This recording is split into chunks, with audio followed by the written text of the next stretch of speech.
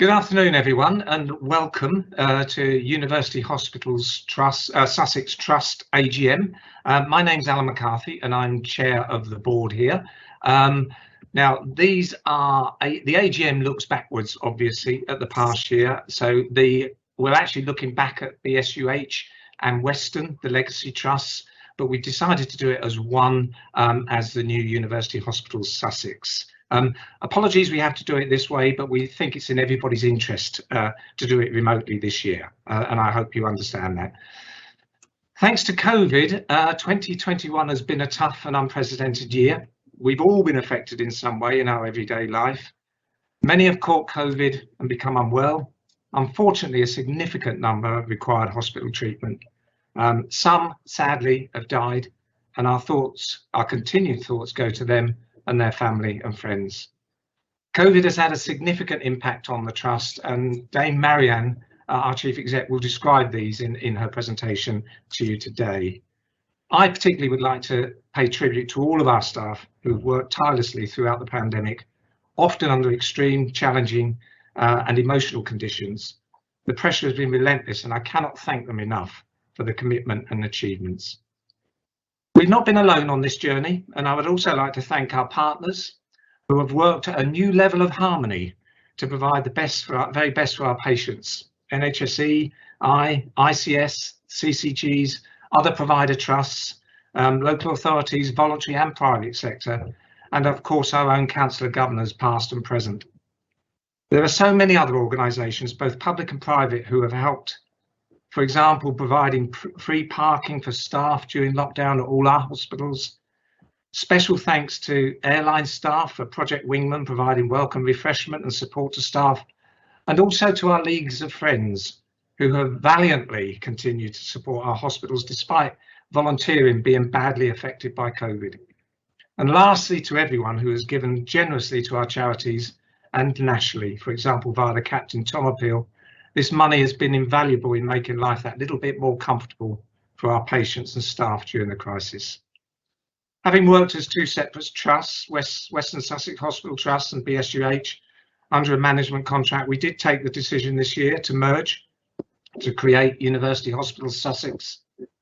This gives us the greatest opportunity to recover from the pandemic and to do the very best for our patients and indeed offer opportunities for our staff. In the circumstance, I believe it's been a very successful year in a very challenging time. Marianne is going to describe the significant challenges we now face, and there is no doubt the impact of COVID will continue for some time. Long waiting lists, significant mental health challenges, particularly amongst the young, and the exposure once again of health inequalities in our society and long COVID are all issues we as a health system will need to grapple with going forward. But University Hospital Sussex is well placed to play its full part. Now, if I just quickly move to the agenda. So we're going to hear from Dame Marianne Griffiths in just a second about her review of the year, followed by an opportunity for any questions and answers you have. And for members of the public, if you want to give a question, you have to write it in the box. I think you've been given some instructions on this. We're then going to hear from our wonderful vaccination teams who've done a brilliant job this year for us. We're then going to move on to a presentation on the annual report and accounts, and we've got our Chief Finance Officer, Karen Gagan, who's going to deal with that. And then our lead governor, Lynn Camps, is going to do a presentation on the work of the council during 2021. We're then going to close at the end of that and move to the Council of Governors. And I will give you opportunities if there are any questions to ask those questions as we go through. But as I say again, if you could write those into the chat box, that would be really helpful. So without any further ado, I'm going to move on to Dame Marianne, who's going to give her review of the year. Thank you. Thank you very much. And just to echo my warm welcome really to everybody attending today, and thank you for taking the time to do so.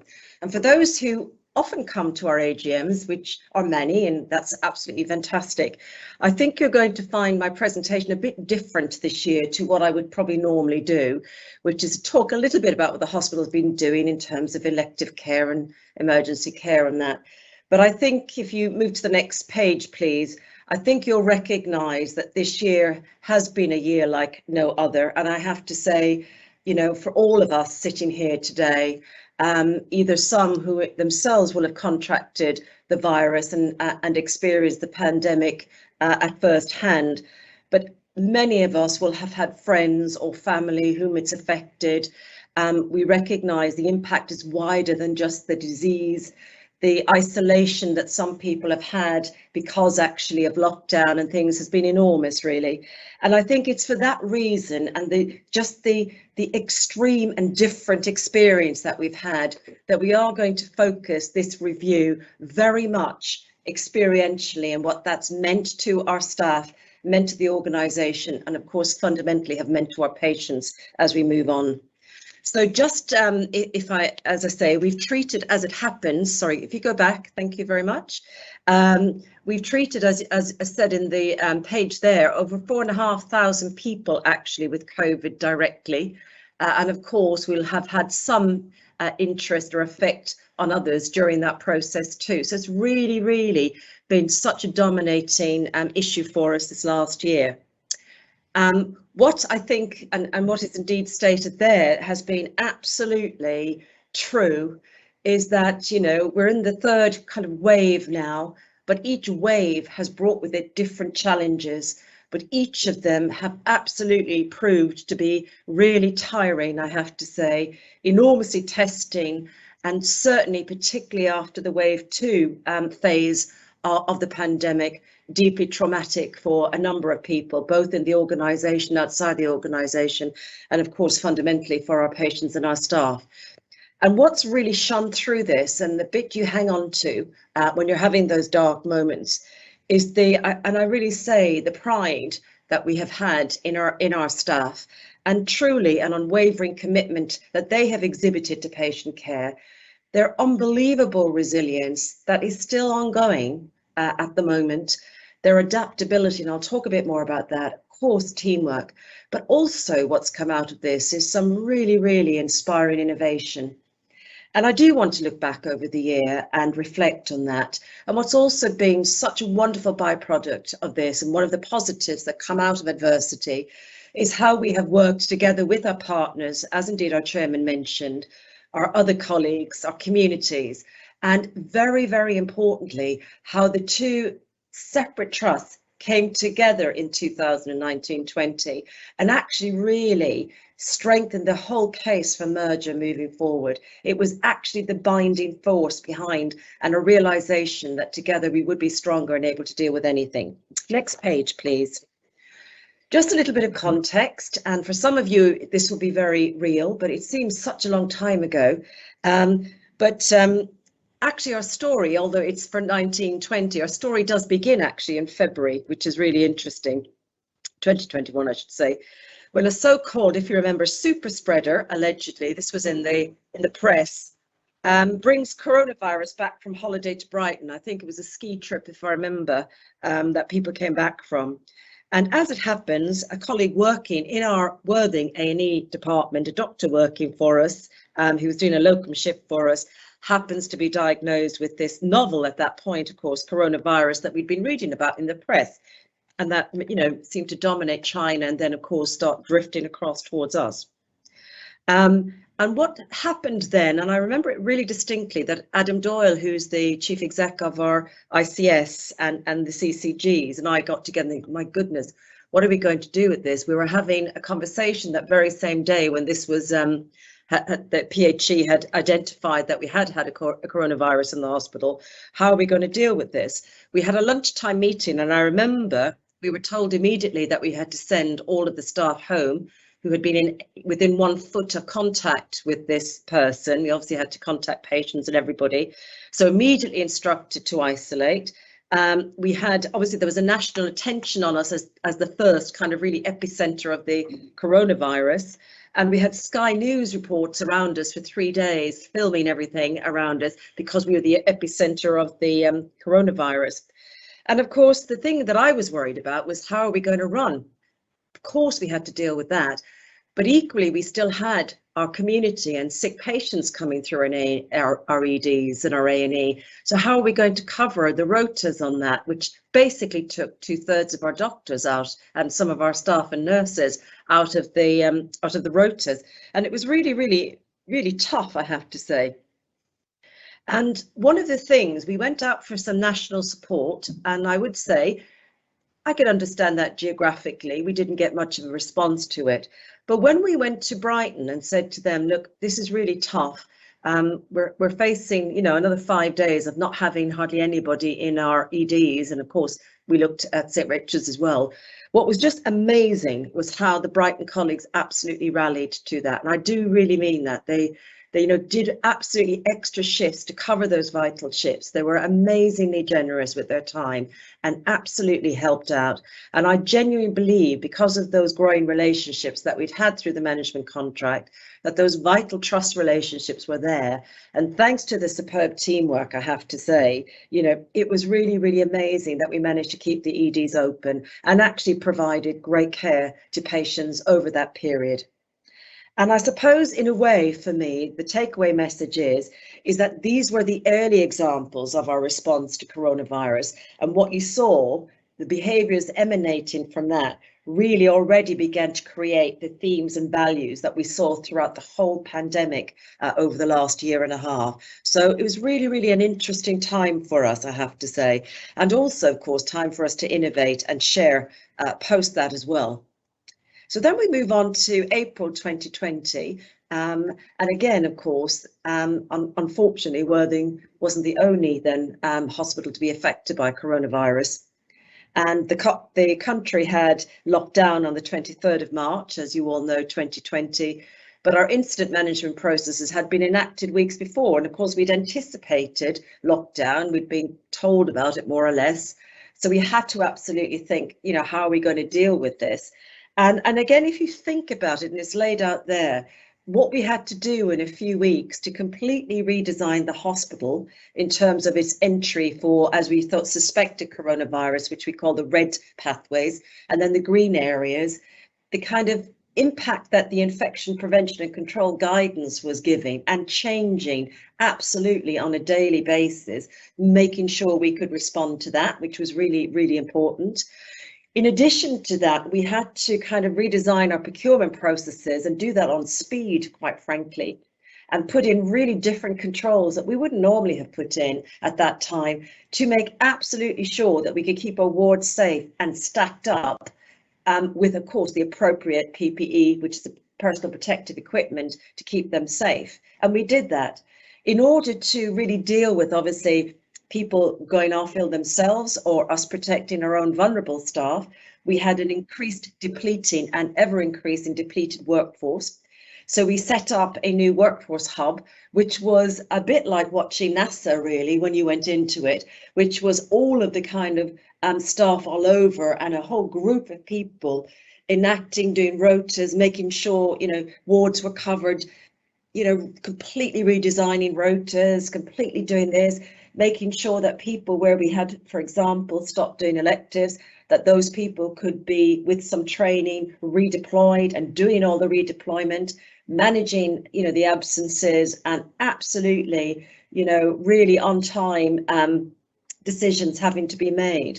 And also, of course, the innovation in that, wanting to see our patients and continue with some of our services that we could, we had to come up with really innovative choices about how do we do an outpatient appointment, how do we do certain things that we can continue to do. And we did that and literally managed to get our IT systems to offer virtual appointments and be able to do that safely in the same period.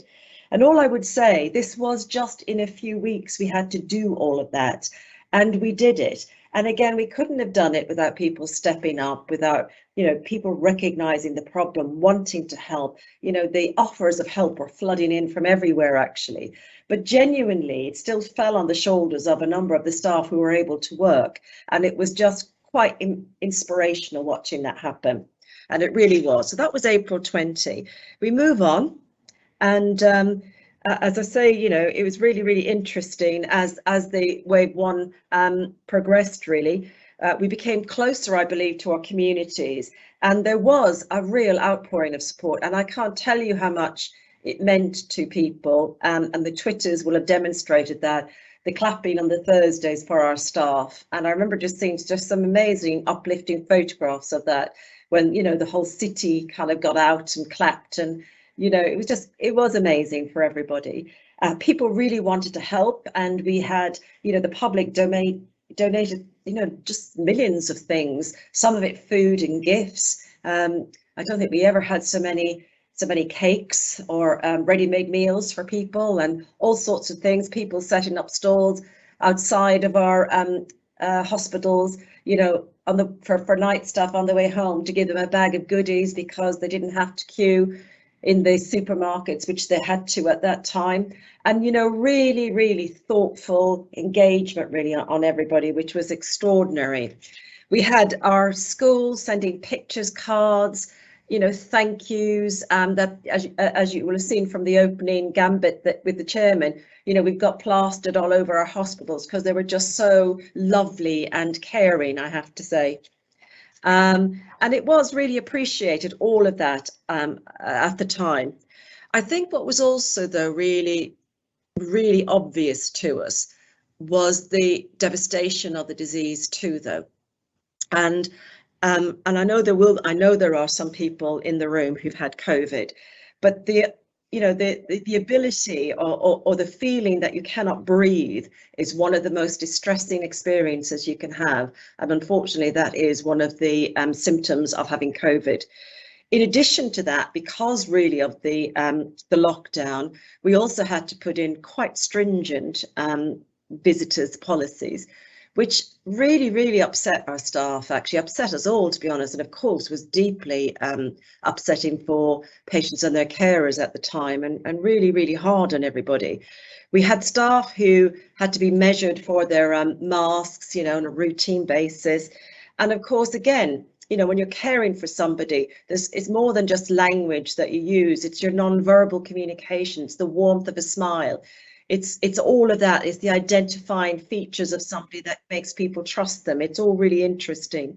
PPE is hot and uncomfortable, and particularly for the full PPE where it was worn, particularly in ITU, you know, it's really hard, I have to say, and people had to, you know, take obviously every precautions in terms of the way they put on their PPE and the way they took it off. So very challenging for all of us, I have to say.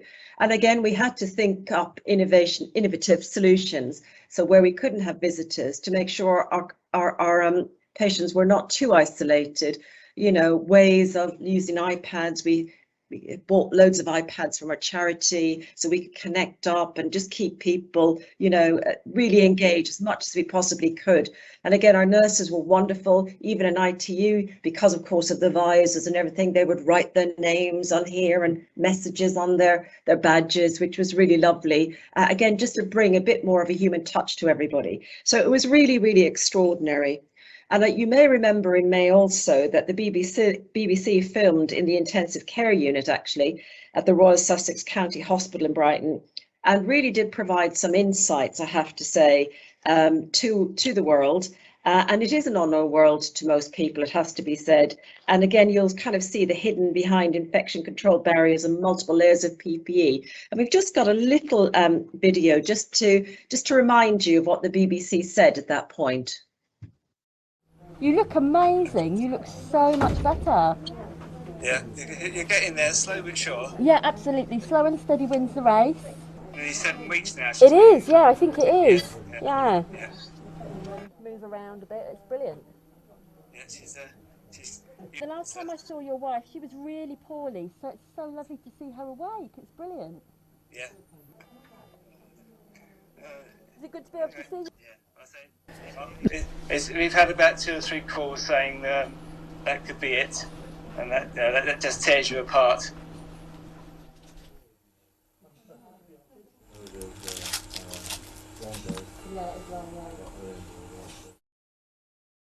We don't really know what to expect, but we're quite prepared. We've been prepared for a while. So, but the idea this could go on for many months. Yeah, it's terrifying. It's a lot of pressure. It's so many uncertainties. We don't know what to expect, but as I say, we're prepared for it. Try and see, because Because at the moment your HME, you've probably told your...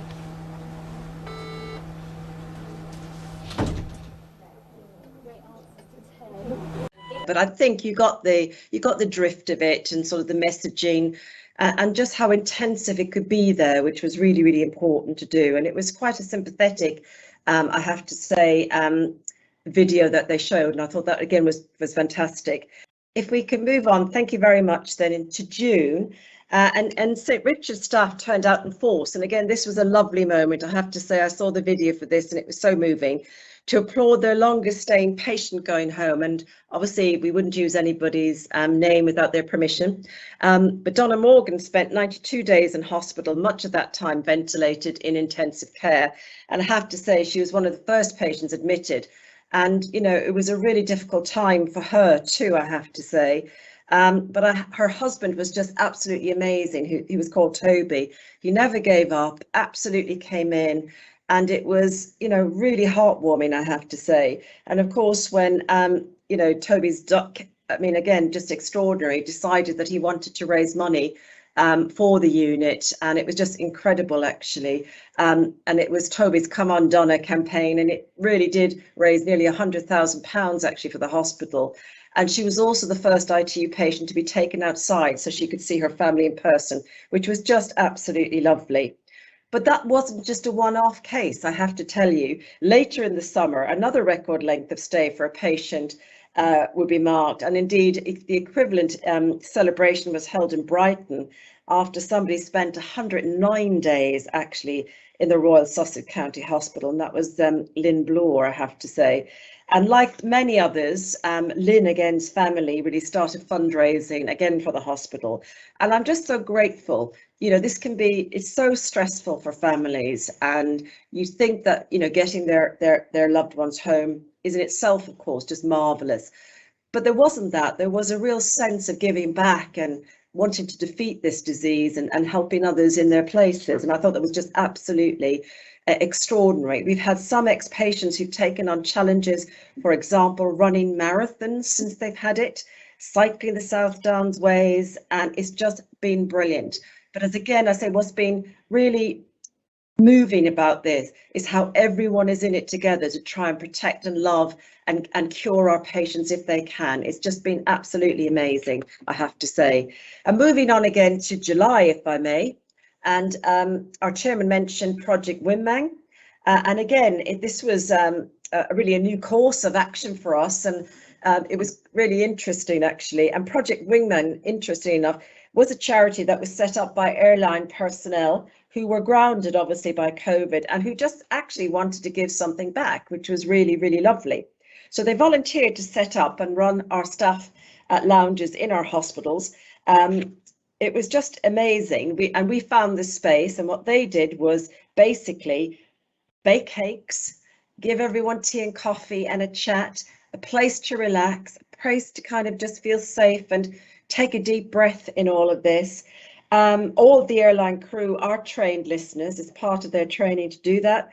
And I have to say, you know, the selfless actions of those local cabin crew and pilots has really provided our staff with really invaluable service and time. And it's been one of the most popular things that we've ever done. And you know, it's been amazing actually. And some of our non-execs have been helpers, and we've had volunteers in there helping, and it's just been amazing. And again, you know, I think again, this closeness and the way the community came around to support, again, really was one of our thinkings about the merger moving forward again. And also, therefore, in July, it's not just by chance, you know, we actually thought, you know, we had a number of options that we had to discuss as a board about what do we do at the end of the management contract. And genuinely, I think the pandemic absolutely pushed us in a way that we probably wouldn't have predicted when we first went into the management contract, that merger was the absolute right idea, because actually having a bigger, you know, 5 hospitals to work with and to kind of manage was absolutely amazing during the pandemic. And actually we had a board, and we had agreed then at that board the strategic outline case, which is the case for change, to form a new trust, where of course it was just to proceed to do a full business case later on, and that was really fantastic actually. Then in August, following July, we kind of came to the end of the wave one. And then, of course, what we recognised is the impact really on the NHS of that, because, of course, we had been told to stop all elective surgery. Some cancer treatments were delayed as well. And, of course, what does that add up to? It means you have a huge waiting list, and people go onto the waiting list, and many of those would have been waiting a very long time. So the next kind of step for NHS E&I and the department is actually to say, well, you know, we now need you, we know you've done wave one, but we now need you to recover and restore. And our approach was we need to restore, recover and revolutionize actually our I have to say our services, because just doing a bit more was never going to reduce the waiting list. It needed to be done in a different way. And again, you know, it was absolutely incredible. And what we saw there is a massive increase in the volume of surgery that we started to do. We absolutely nearly at that time got back to restoring, certainly in service terms. Obviously, we had waiting lists, our cancer services and our diagnostic services. And it was really interesting. This was a tweet reflecting on the challenge that lay ahead. And I had been reflecting on it quite a lot, actually, about what do you do in restoration and recovery when you've got a fairly traumatized workforce who've been really working long hours already, and really recognizing that no policy in the world will make this good. But what does make it doable is the relationship you form and the commitment you have actually to patient care and driving those improvements forward. And again, it was very interesting. This tweet, I think I had about 1,000 responses to it. And it was just quite interesting from all over the country, actually, and a request to do an article for the HSJ, which I did. But it's kind of, I think it resonated with people around the country that, you know, it was this thing and now it's another big thing, and you kind of never get there. And it was really quite hard, I think, for all of our staff. So this was August. We move on to September now. And what was absolutely amazing is that we, again, from our community, we had absolutely wonderful artists who came to paint dozens of our staff and feature in a national portrait for the NHS Heroes, I have to say, scheme. And artists, you know, our local artists donated their time to do this. And we've got a whole series of these portraits all over our hospitals, which are just absolutely amazing. But whilst we've also dealt with the pandemic and are dealing with the restoration and recovery, we were also proceeding with our merger during this part of our phase as well. And it was really interesting. We have to work with the mergers and acquisitions team. And what was really wonderful is that our outline strategic case was approved by them in September. And you'll see there what they said was actually, you know, it was really clear that the merger was supported, that it was the right thing. We did have a good record on doing that, and that was really, really helpful, which is fantastic, actually. But what we also took the advantage of in this is normally a merger takes 18 months, but because we've been doing, you know, working with BSUH and Western for 4 years, we also asked if they reduce the burden of the method and the process that we had to go through to become a merger. And they did, they agreed to do that, which was really good. And the stunning thing about this is we got the approval to go ahead in September, and we did actually manage to merge in April. So an 18-month process was concertina down to 6 months for the organisation, which is quite a feat, I have to tell you. We didn't skimp on doing due diligence work around it, so we did do all the things that you'd expect us to do, but of course driven by benefits that we really believed would happen, I have to say, and opportunities for patients and for our staff arising from that. And obviously the main benefit that we believe was an outcome of the merger was to improve the care and service and the quality of services for our patients, which we really believe. We also thought it would simplify our governance so that the effort goes into those improvements rather than just doing two organisations' governance. We also knew that we had some fragile services, so being bigger sometimes is better, so that we could actually deal with the workforce issues around some of that. And of course, for our staff, whom, by the way, really supported this, it gave them many more career opportunities working in a very large and geographically spread footprint. But also, of course, it helps us, I think, to be more effective in the use of our resources. So that was September. And building on, of course, then our strategic outline case, we obviously started to do much more work on the full business case. And you'll see we talked to people about what the values of our new trust should be, and their opinion mattered, and we shifted what they should be. We talked to them, what's their vision. We asked everyone for their hopes and fears, as well as their concerns about the merger. We canvassed opinion on the thorny question of what the new trust should be called. And any of you have ever been involved in that, that's one of the toughest things you have to do. And all of this information helped us to plan really effectively, I think, for our full business case and the transaction planning that we were going through. But importantly, it really helped us to know what we should focus on in terms of the benefits, I have to say, because we now knew what our staff, our public, and of course our patients, whom we'd also been talking to, and the public hoped for, and that helped us really design what should be the drivers of the benefits around the merger. And what patients wanted really was a wider range of acute services, but absolutely improvements, a reduction in the handoffs as they would have seen it. And that's really true, and that does happen in health. And access to service, and of course access to more research was one of the benefits too. They do absolutely want a continuous focus on improvement, and that we can bring through our patient first. They do want the services to be sustainable and not changing all the time. And again, in terms of fragile services, you know, you like to know who you're dealing with, and if a service is fragile, you can't do that. And of course, we also wanted to preserve some local access so that people didn't have to travel miles for other things. Our people have already shared what they really wanted to do. There was a whole section on quality, again, very similar to some of the points I've made. But equally, what was important, which was really important, is our system and partners' view about this. And again, they really wanted the merger to happen and the closeness, because it again made the relationship formations, which are very good with the partners in Sussex, and we're very, very, very lucky about that. You made that much more effective, which was great. And of course, on our sustainability, again, important, you know, fantastic year end, which you'll hear about from Karen later on, where we broke even. And if we kind of go back, you know, to the BSUH element 4 years ago, you know, there was nearly a 70 million overspend. So the improvement that's gone into that is just extraordinary in what we've been able to do. And that's without, you know, with improving actually quality, as we know, according to the CQC. So really, really important stuff. Moving on to November then, was really restoration and recovery time again. And this was, to be honest, this was the really start of, you know, really into the middle of the restoration and recovery, which I think was really important.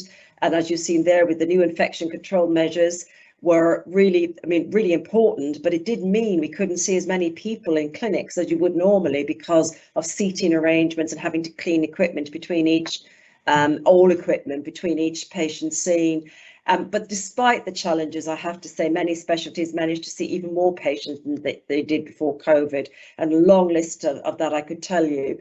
And again, it isn't just because, you know, that just happened. They worked longer hours, they added new theatres or new additional patients to each list. They worked at the weekends, they adapted their practices, they tried to shorten pathways by being much more effective about one-stop shops.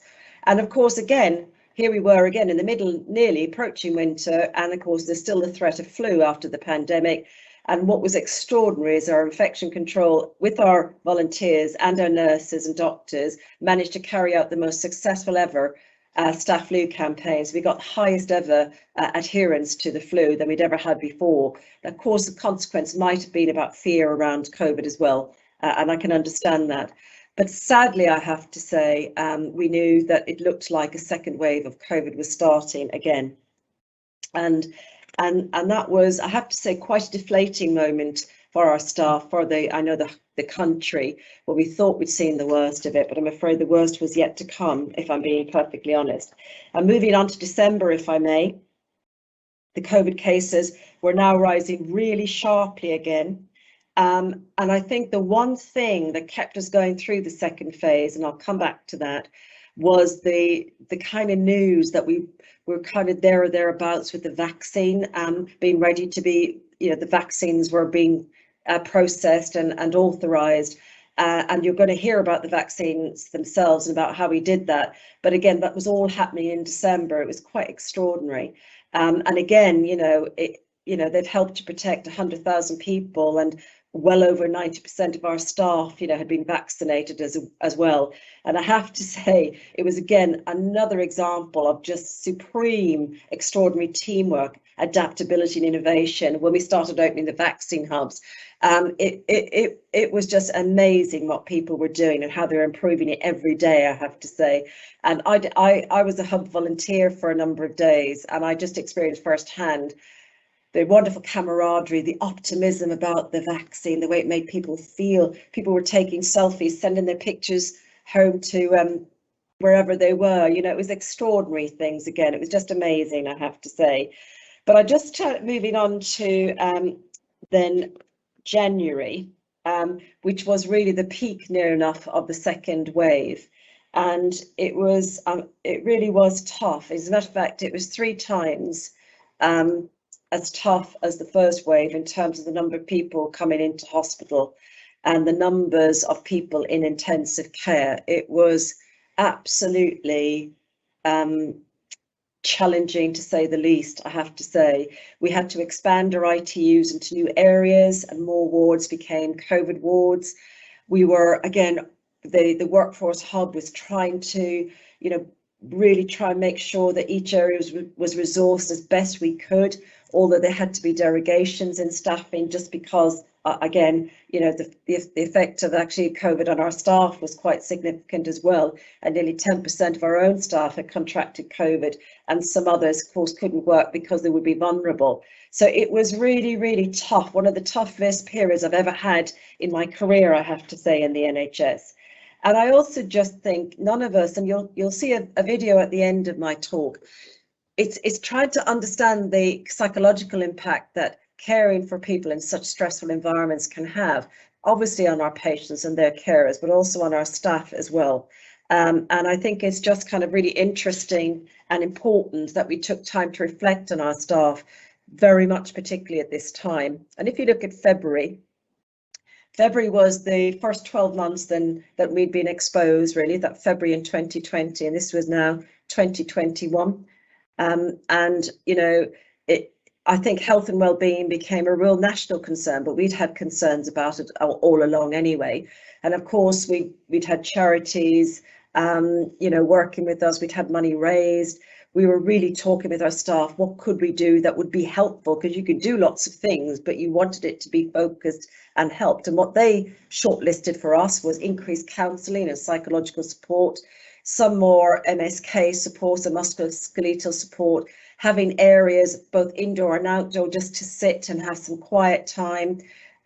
We knew, of course, that some of our staff from a Black and minority ethnic community were 3 times as likely to get COVID and needed additional help. So again, we were putting in advice and guidance around that. I mentioned the iPads, the Wingman lounges. We put in something which was really valued, which was the mental health first aid training, which is really important. And of course, the comfort packs. And also, which isn't down here, but I think is something as a board was really important to us, that we wanted to signal our gratitude to our staff. So we also gave every member of staff a thank you day, which is an extra day's effective holiday for them, so that they could do anything they wanted to do on that thank you day, whether it was to help with their health and well-being,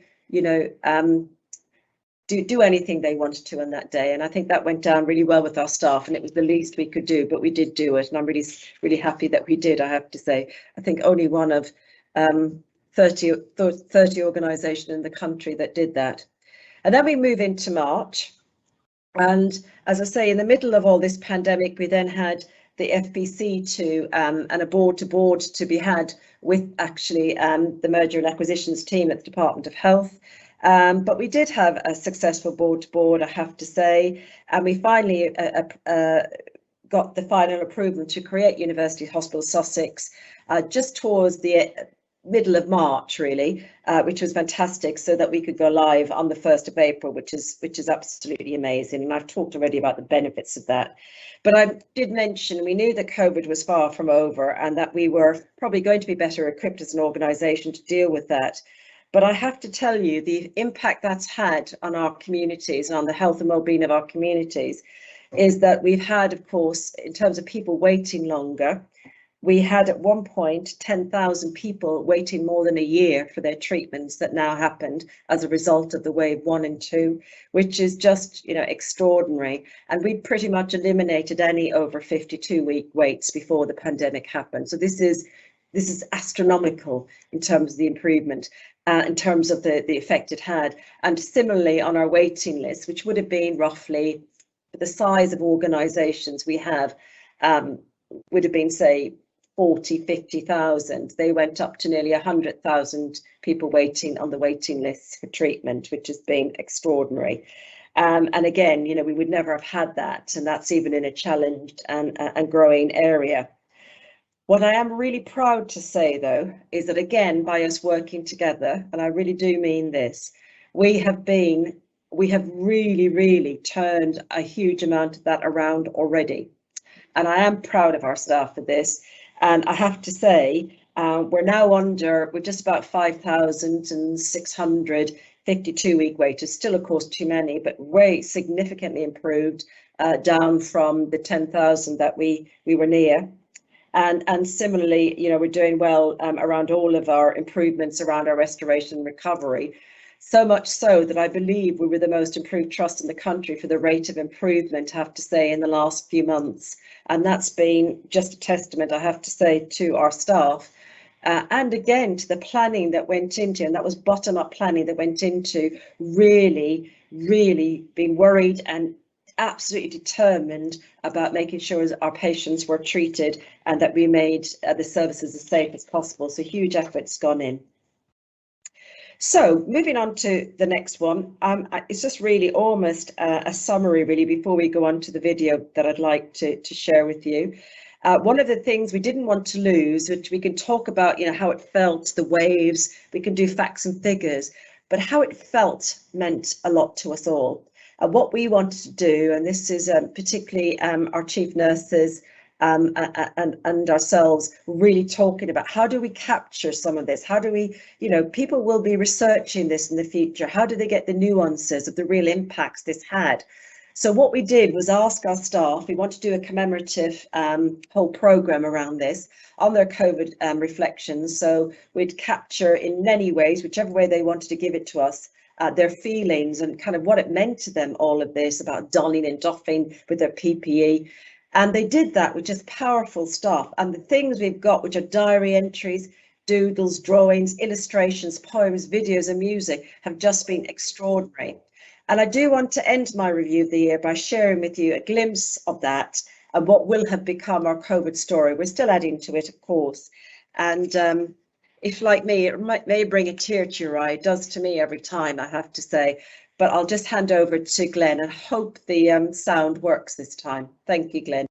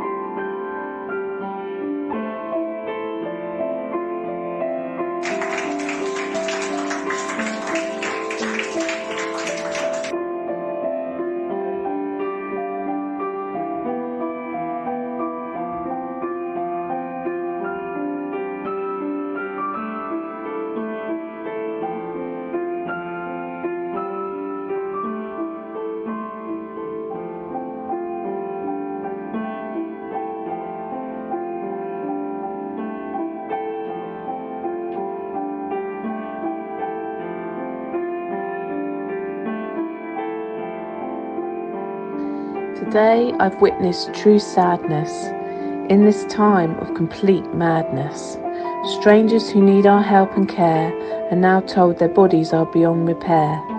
We try to comfort through visor and mask as things around us change so fast, but we carry on and do our best. For us, it would be nothing less. And as we doff and walk away, reflecting on our busy day, our colleagues all agree there's no place we'd rather be.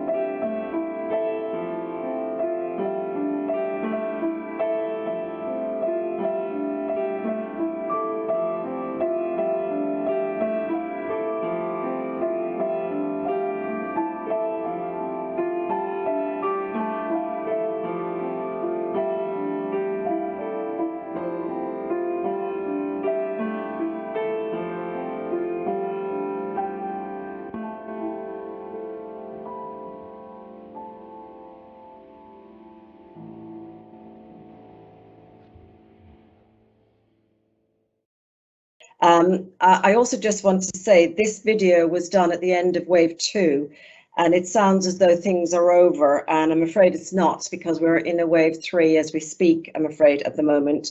But I think that's just to sort of set the context of that, really.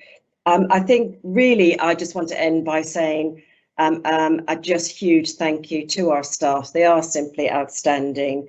In order for us to all deliver our outstanding care to our patients, it does require that we take care of our most precious resource, which is them, I have to say.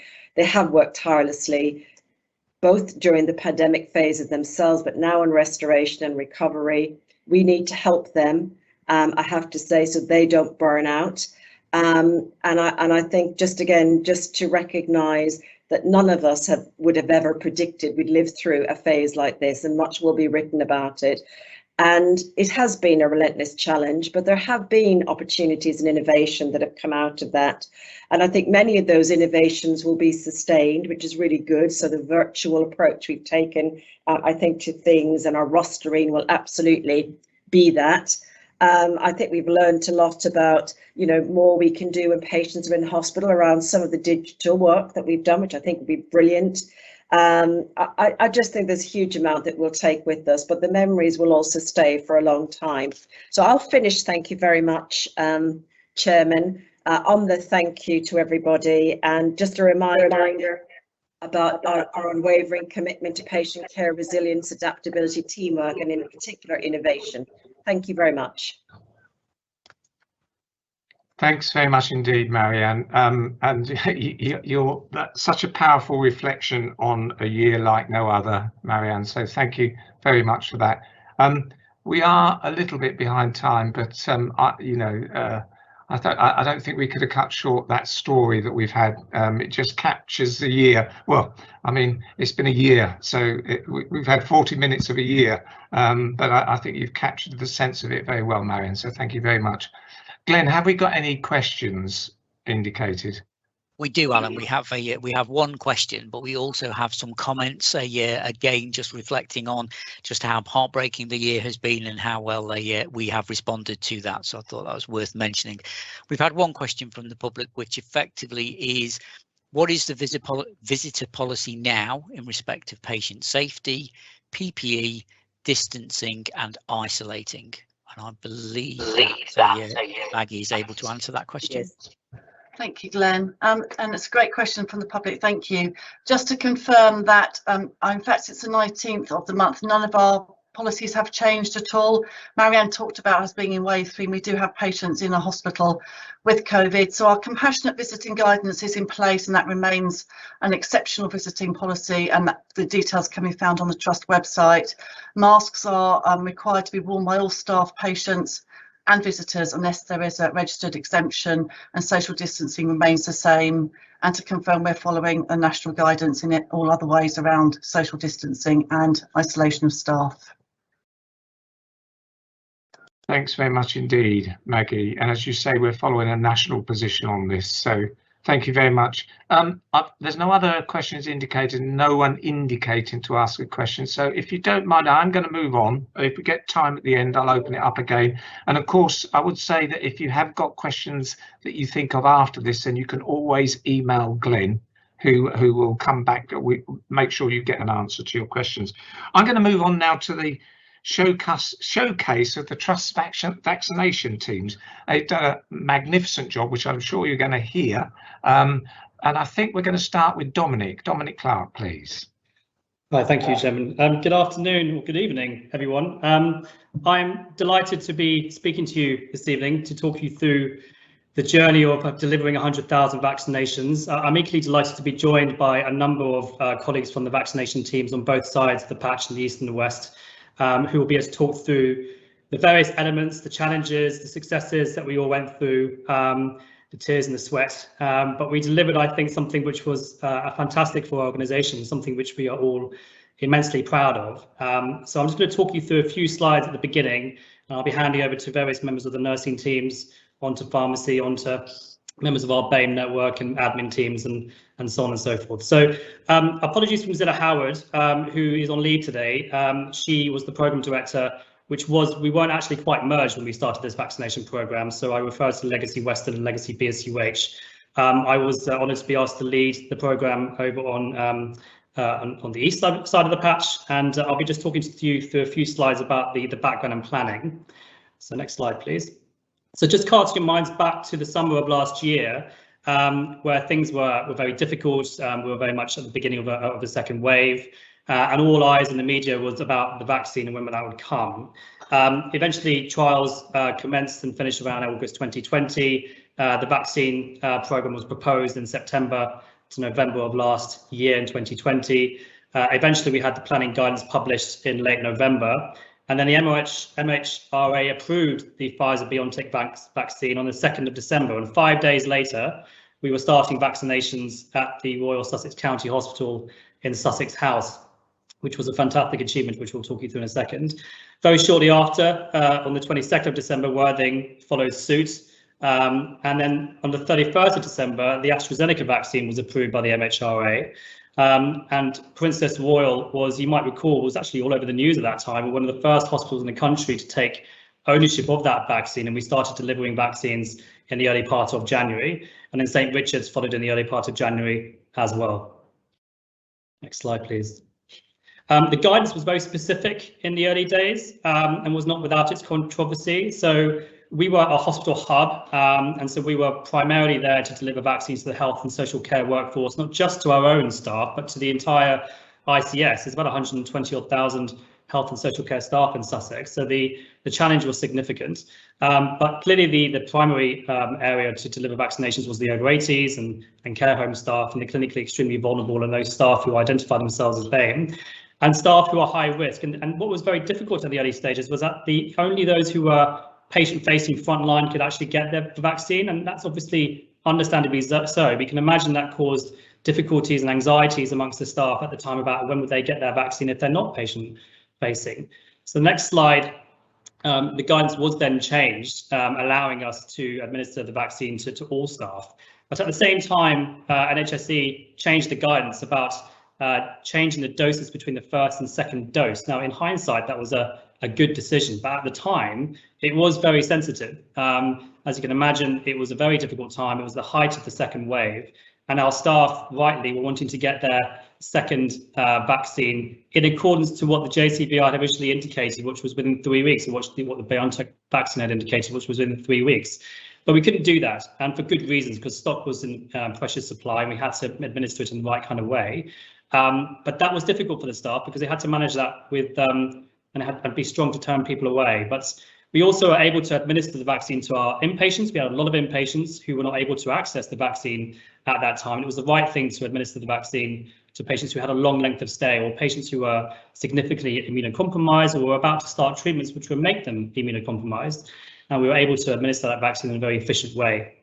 We also were able to set up what we refer to as a vaccine allergy clinic, and there's a section in the slides later on to talk about that, and we provide that service to this day to all of patients and staff of Sussex.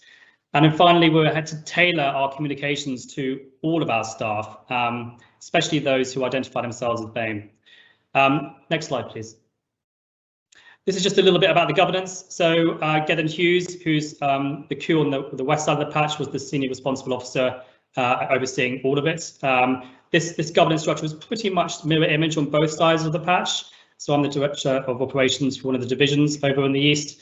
We had very good nursing leadership and chief pharmacist leadership who were all on the call today. We'll be able to talk you through what they did to contribute to this vaccination success.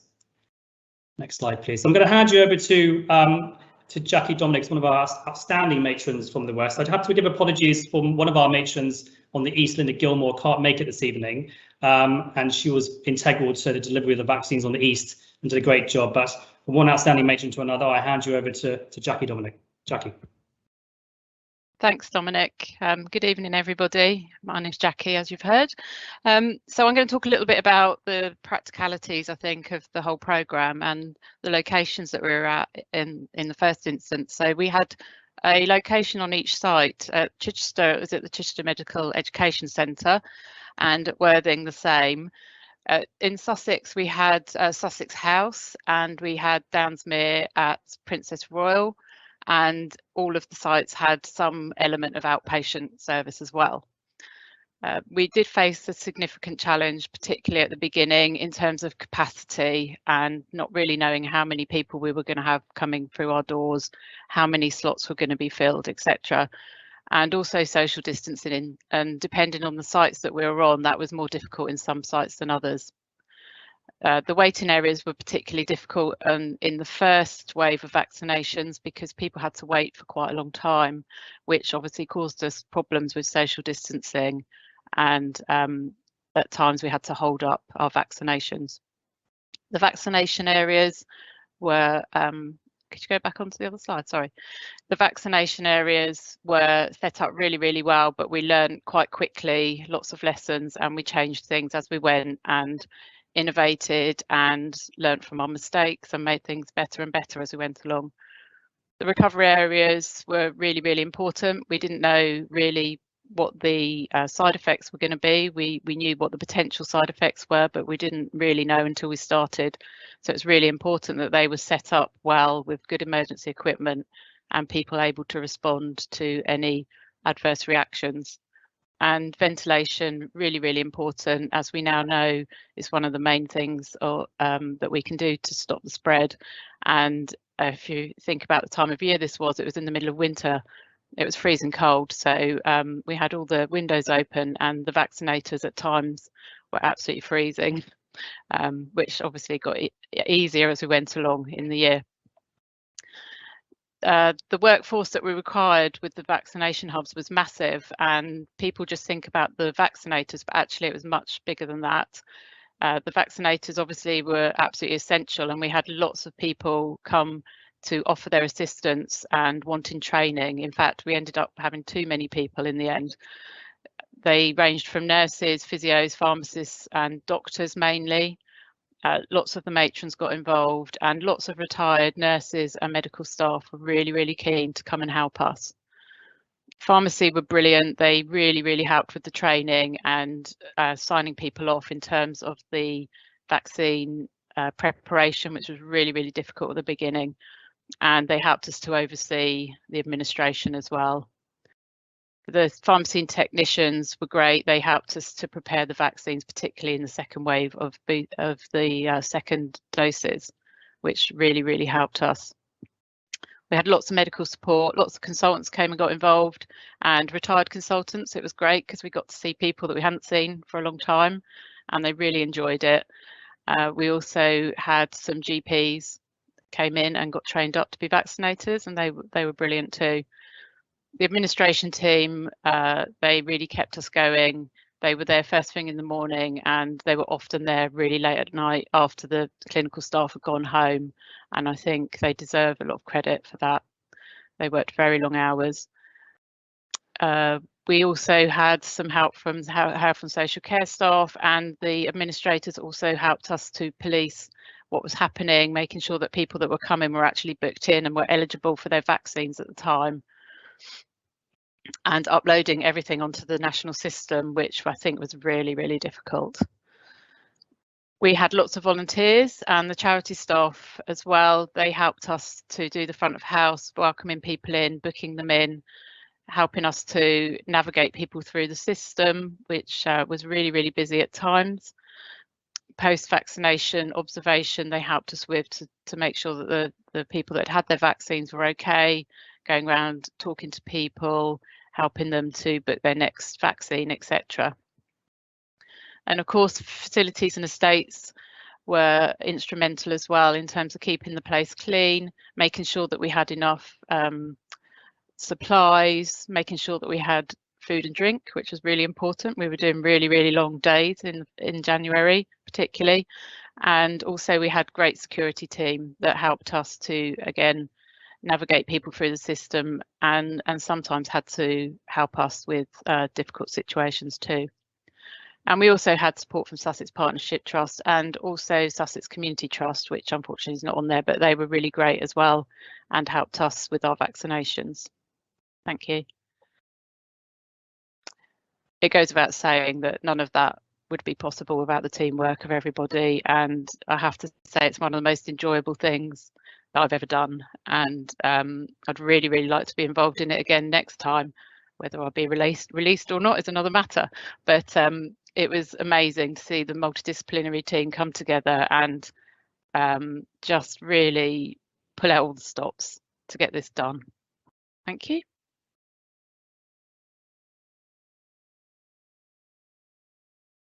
And I think we're handing over to Mike. Thank you.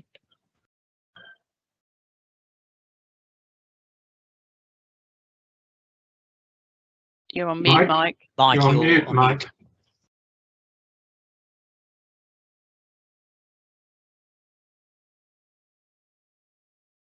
No, you're still on mute, Mike.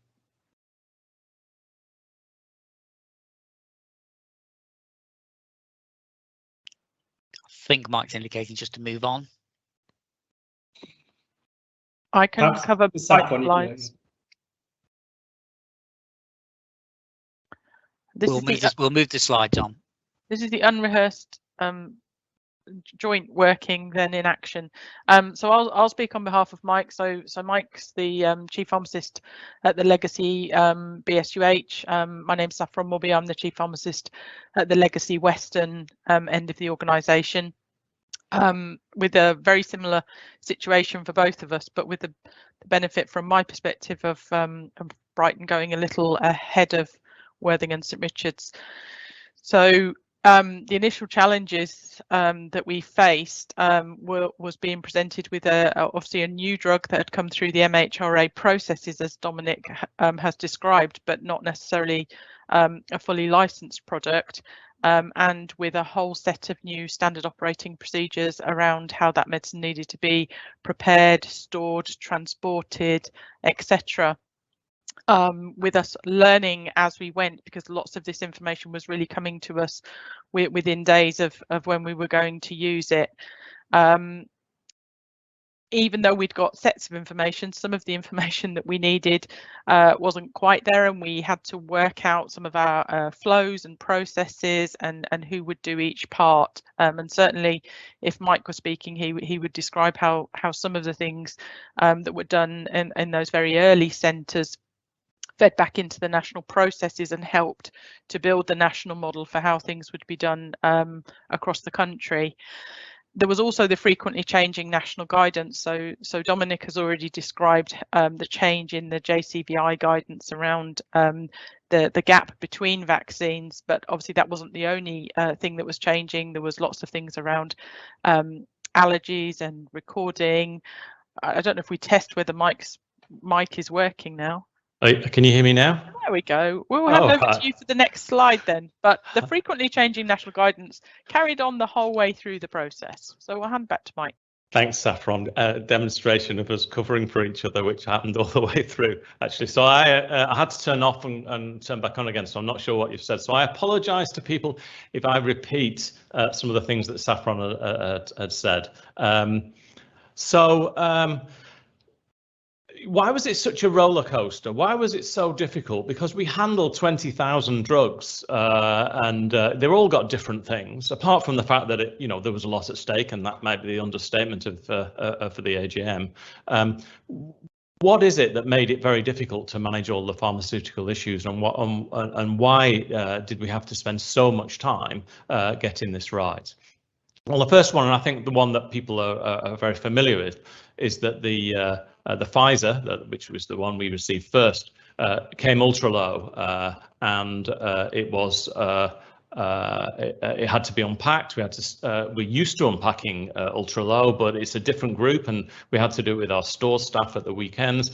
We had to find somewhere to defrost it because the carbon dioxide has to vent, otherwise it can pool, and people can be seriously harmed by high carbon dioxide concentrations. So we had all those things to do. There were huge issues with stability, and so why do we have all these things? Because you don't normally have these for normal products, and the truth is, this was really the sort of information that you got for the Pfizer vaccine was the degree of information that you would have got for a clinical trial product, and so the use is very restricted. So we did.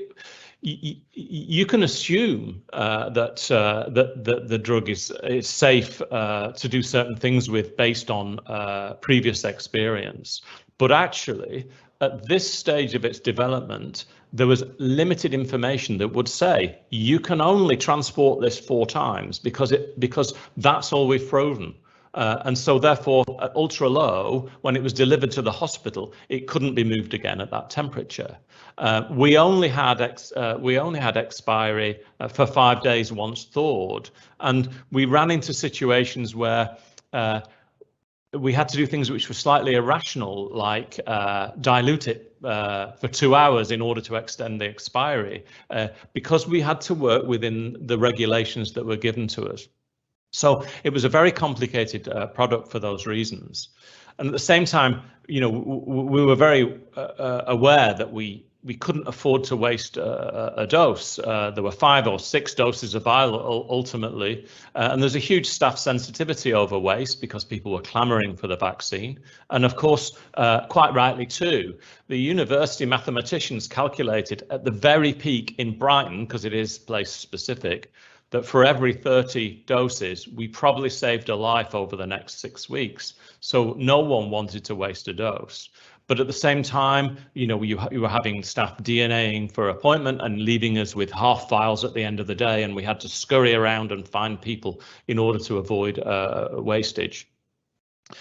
And as Saffron will have explained, the information changed so rapidly. We, as you saw on the previous slide, we had 22 SOPs that were written over the weekend in order to get up and running. But actually, there were 2 major changes and 2 major rewrites even over that weekend.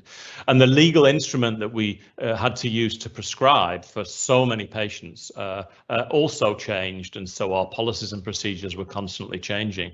And I think it's fair to say in the early phase in particular, we were doing 16-hour days. And part of that is because we felt an obligation to support our colleagues. Going first, we needed to make sure that our other colleagues in the acute sector were prepared and were able to learn from what we were doing. And we invited people from the community to work with us and to be trained. And we constantly were feeding back to them about our experiences in order that the whole of Sussex could learn from our early experience and maximise the vaccination programme as soon as possible. And as was mentioned earlier, of course, we didn't really know at the early stage what the side effects would be, and we've all been around drugs long enough to know that side effects do emerge, as some have for these drugs, and therefore we needed to be very cognizant of what was happening. But the yellow card system, the pharmacovigilance system, which normally exists, of which we can refer to see emerging side effects, wasn't there for these drugs for obvious reasons, and so it was hard to get the information. We were learning from ourselves, we were learning from our colleagues, so all that communication was going on in the background, and that's part of the reason why we set up the MDT. We invited the university to come and talk to us, and we were lucky. We found out that we had someone working in the local university who worked on vaccines with Pfizer-BioNTech. We had someone whose expertise was the lipid coating of the mRNA vaccine. That's what she did her PhD on. We had all these experts supporting us and helping us to understand some of the nuances of the vaccine for which we had so little information. And all the time, the advice and the SOPs were changing. Certainly in those first few weeks, there couldn't have been a day where we didn't get some new information that we had to change what we're doing and we had to act on and train people and communicate. And so it was a real buzz for, I mean, really this whole process of being really energetically involved was a couple of months long from a pharmaceutical point of view. And then there was the issue of managing supply, because the staffing numbers were difficult, the booking systems were sometimes unclear, and you know, the whole process was being run very narrowly, because the one thing we didn't want to do is leave stock sitting in people's fridges. As soon as we had them, as soon as it was in the system, we had to get it to patients, and it meant that sometimes, you know, we were receiving vaccine very late for patients who were lined up to come and get treatment. So sometimes it really was just in time. And I can remember some very tricky days where we were very worried that the vaccine wasn't going to arrive in time. And of course, once it arrived, we then had to spend some time thawing it. So the supply was a massive issue, and then of course then not ending up with half a box of these 1,000 dose boxes at times like Christmas with an expiry of 5 days were really difficult things to manage, but thankfully we worked through that.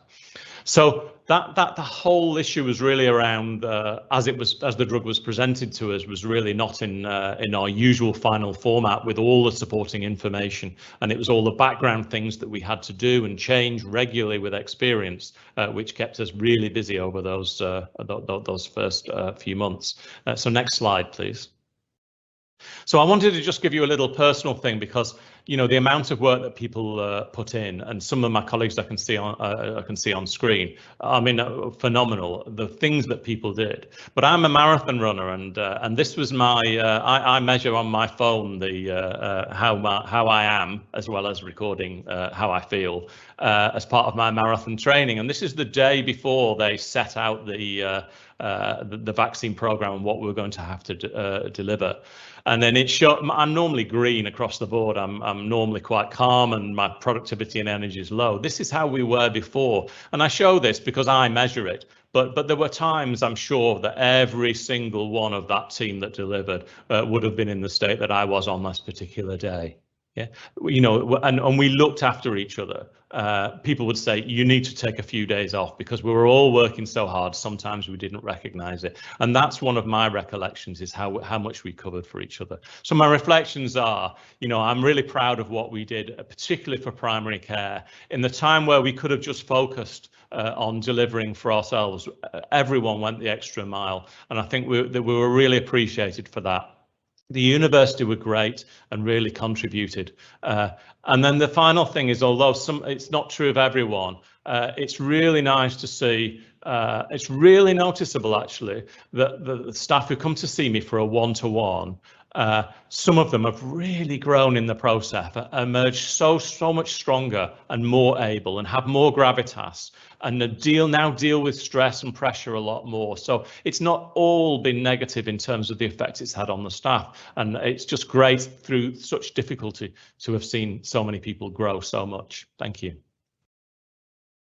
Next slide.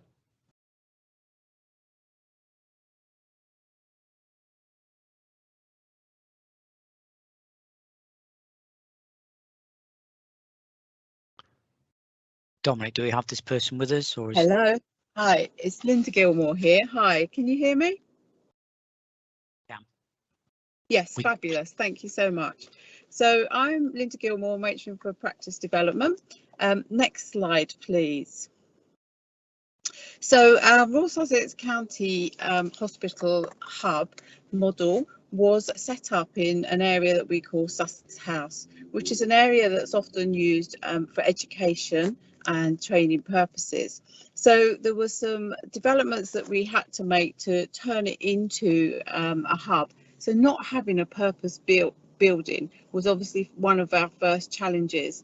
And obviously, as Mike and others have been talking about the sudden changes that were happening at short notice, and all the things in relation to the government in our self-distancing and stuff like that, we had to make sure that we could try and have a one-way system in these areas that weren't purpose-built. And we were seeing around 500 up to 500 patients, up to 500 people per day, mainly staff members, those from our community, from Sussex Community, from Sussex Foundation, and other health workers from our nursing homes in our areas and beyond. So we set up the idea of 6 pods. We could flex between 4 and 8, but mainly we had 6 pods running at any one time. We always had a registered nurse at each of them pods.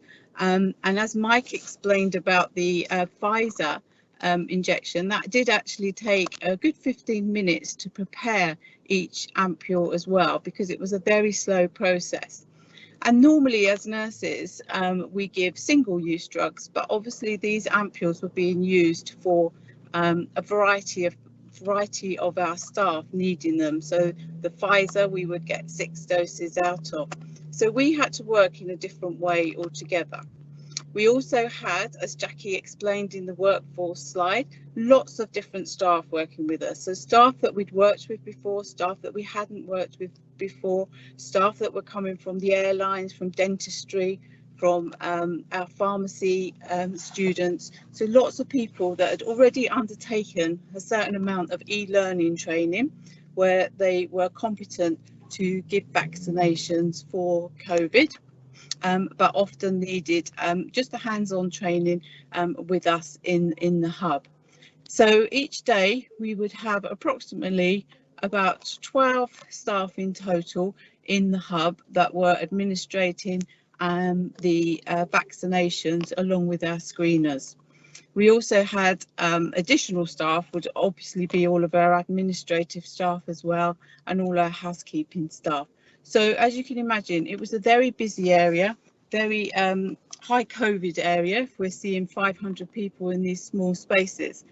At Sussex House, we also have a conservatory attached to it. So also during the winter, we did have our challenges that area could be very cold, but we were in the middle of a pandemic, and basically everybody pulled together and we did everything that we could do possibly to make sure staff in our trusts and within surrounding areas were made as safe as possible with the vaccination programme.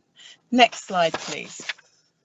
So at Princess Royal Hospital, we used an area in Downsmere. So again, it was another training area, and some of our offices that are often used by our chief exec team. We took over these offices and turned them into different things like our storerooms, our vaccination centres, our staff areas, because often doing the vaccination, it's quite a repetitive procedure all day. So making sure that staff were able to go and sit, relax, feed, water themselves, things like that was so important as well. At Princess Royal Hospital, our first drug that we gave mainly was AstraZeneca. So again, it's an ampule, it's pre-made, but we often can get about 9 doses out of that ampule to give to our staff there. Some of the challenges that we had there is that it was only accessible with stairs. So again, we were able to use areas on the downstairs floor for people that were unable to use stairs at that time. And this was calling on all of our colleagues, all of our co-departments to actually support us with this. And even the HR department moved out of their offices to allow us to have additional space as well. As at this time during the pandemic, there was a considerable amount of people that had been redeployed or working from home to protect everybody as much as possible. So at Princess Royal, we also had co-working with Sussex Partnership and Sussex Community, and again it was working together as teams with people that we were working with, sometimes on a regular basis, sometimes just on a short ad hoc basis, but the teamwork was just incredible in all of our time at Princess Royal and at the Royal Sussex County. Thank you. I'll pass you on. Next slide, please. Jackie, are you there? I'm here, yes. So at the west end of the patch, the setups were very similar actually, so I won't labour the point too much, but we had between 6 and 7 vaccinators every day in the hubs with different pods that they were set up in. To start off with, we did work every day of the week, up to 12 hours a day, and actually that was really, really tough at the beginning because we didn't have that many vaccinators. So we were doing up to 60 hours a week at one point, and as Mike said earlier, we did have to look after each other an awful lot and make sure that we did take time out. In the second phase, we did reduce that down because we got faster and more efficient and we could get more people through in less time. And we did do up to 700 vaccinations in a day. On average, it was probably between 500 and 600. But it was amazing, and I remember the day that we got to 10,000, and it was an amazing celebration with everybody, and the people that were coming in for their vaccinations celebrated with us as well, which was really lovely. We did do some outpatient department vaccinations for our vulnerable patients that came in, particularly the elderly patients. That was quite minimal at the time. And we also started to go out to the wards. So we got a list every day from pharmacy of the patients that were eligible for their vaccines. So 2 vaccinators would then at the end of the day go round and vaccinate those patients. So that was a really nice thing to do as well. And the patients really appreciated that. Thank you.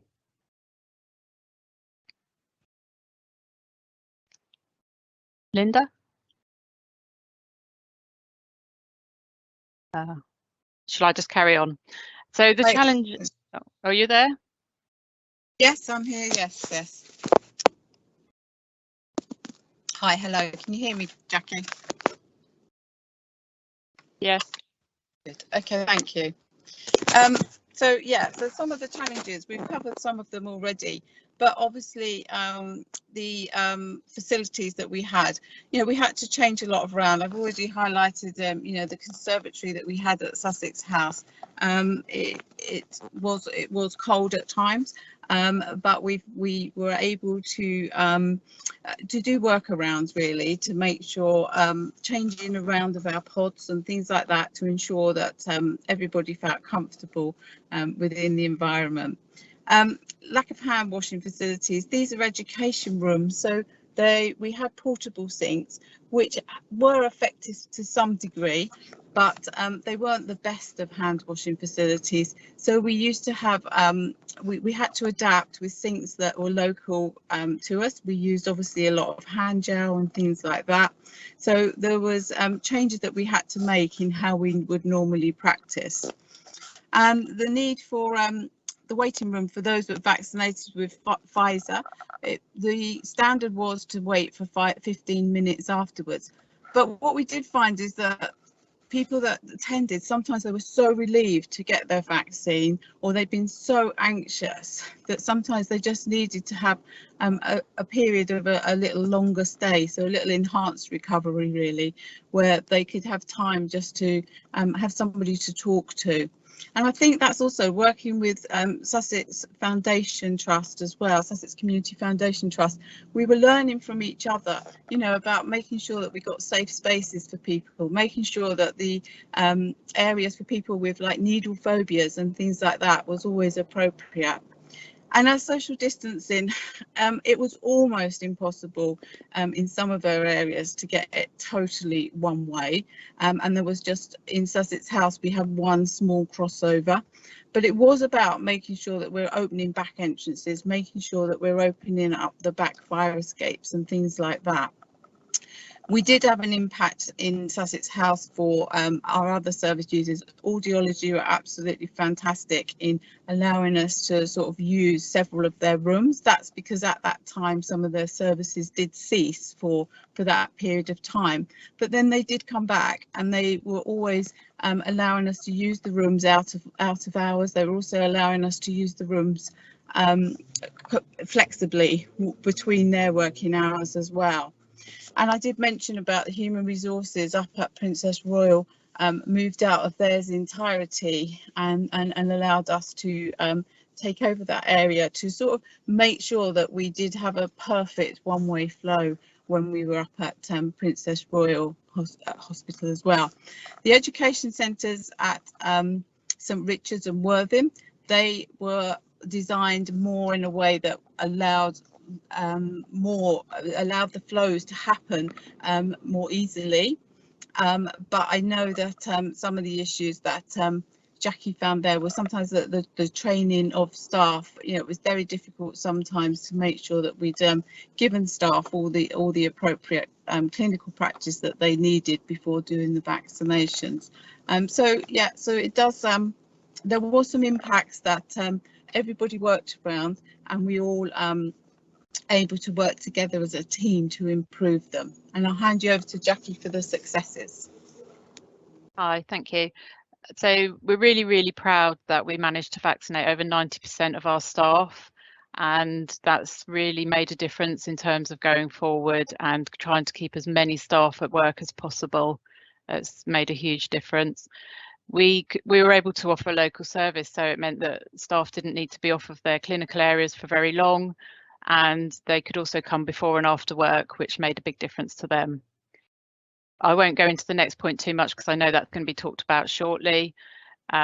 Partnership working we've talked about a lot already, but it was a real success for us and the Rover model for patients. And I won't talk too much about the last point either because I know someone else is talking about that. But thank you for listening to our story. Thanks, Jackie. It's Dominic here. So I'm going to speak on behalf of the administrative teams on the east of the patch and hand over to Marie, who can talk about how it was handled on the west of the patch. Absolutely fantastic, the administrative staff. They really were first class the whole way through. I think I just wanted to single out Garrett Harris, who can't be here today. He's on leave. But go to the next slide, please. It was over about 90 administrators who were involved in the administration of the vaccinations over about 7 days. Every day, and they were involved in every element of the process. One of the really difficult elements was checking people's eligibility. That was a very emotive part of the process because there were a lot of people who unfortunately weren't eligible, and you can imagine that would lead to some difficult encounters at the reception. I think the best one was a fish and chippy who came along and said that because he delivered fish and chips to the care homes, he thought he was front line. So I wasn't quite able to get his vaccination that day, but there was a lot of difficult encounters, but they did an excellent first-class job. It was a very manually intensive process, the admin process we had to follow. There was a lot of uploading of data onto national systems, checking people were booked at the right times, rebooking people, and so on and so forth. So it took a lot of their time. They did an excellent job. Next slide, please. There were obviously a lot of challenges. The booking system we had to adopt was quite primitive. That caused a lot of data issues and data quality issues, which the team handled really well. Obviously, we mentioned the guidance, which kept on changing, and the space constraints, but they really did work excellent as a team. There was a really can-do working culture. and they adapted very quickly to all the different changes and the new systems that we had to put into place very quickly. And I just wanted to applaud the admin teams on the Easter patch. They did an excellent job. So thank you. But over to Marie.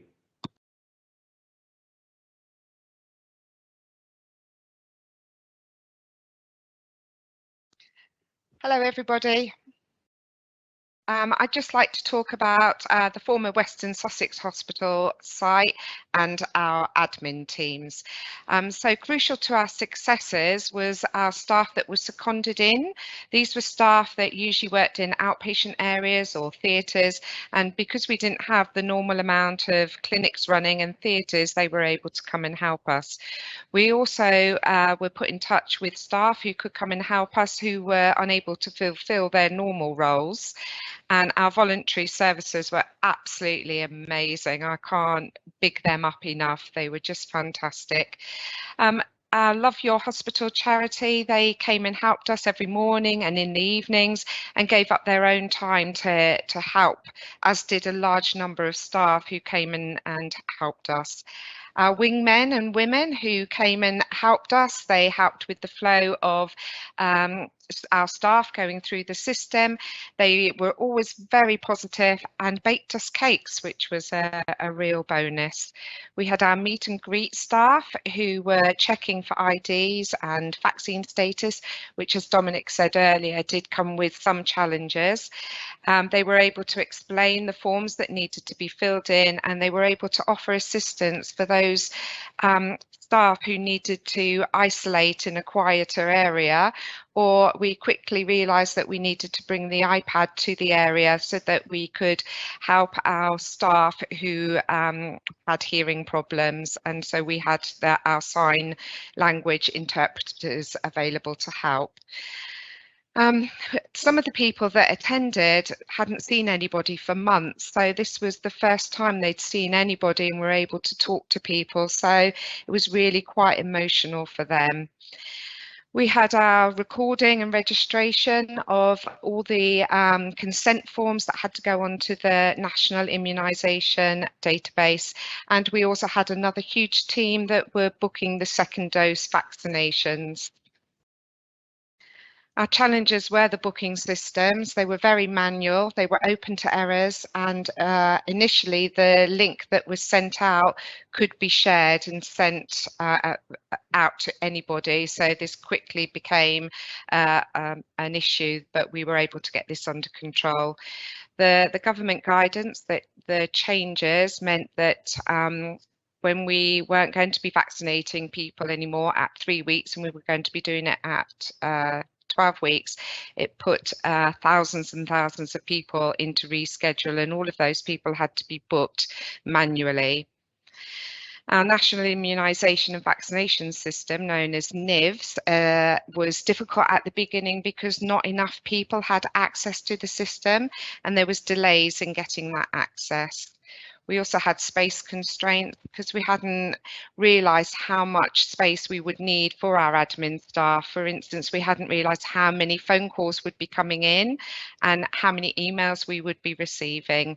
And also the uploading of the NIVS forms onto the system could be a real challenge if we weren't supplied with NHS numbers.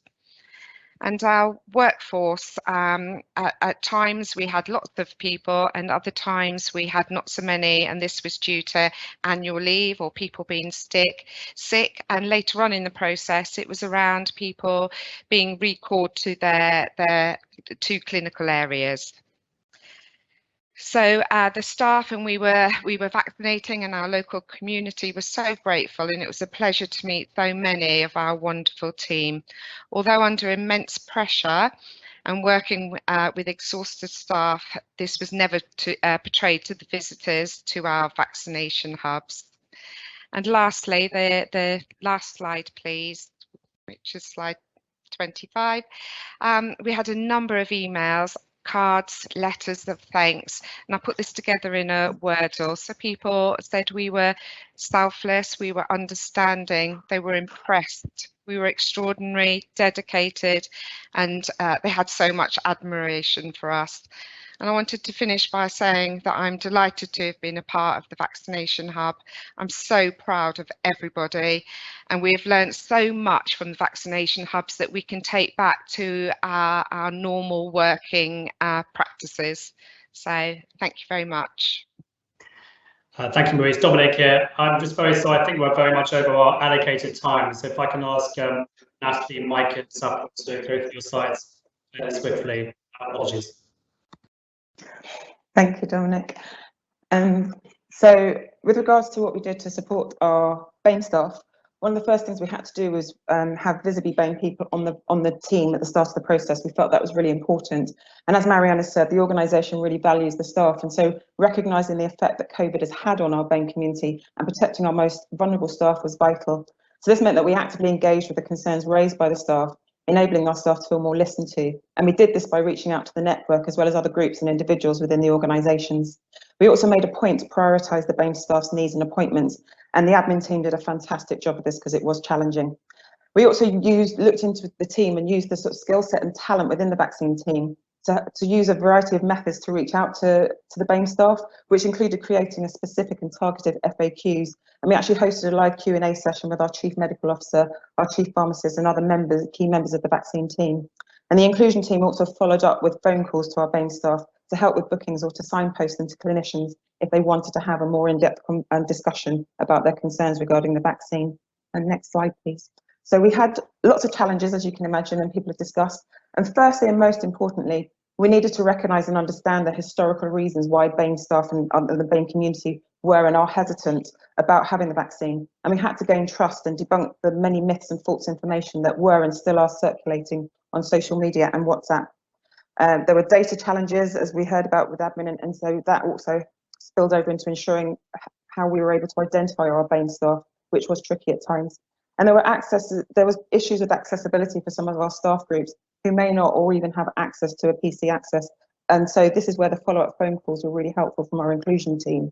And due to the various pressures that have been discussed, there were difficulties for our staff being able to actually even leave their workplace to access the vaccination.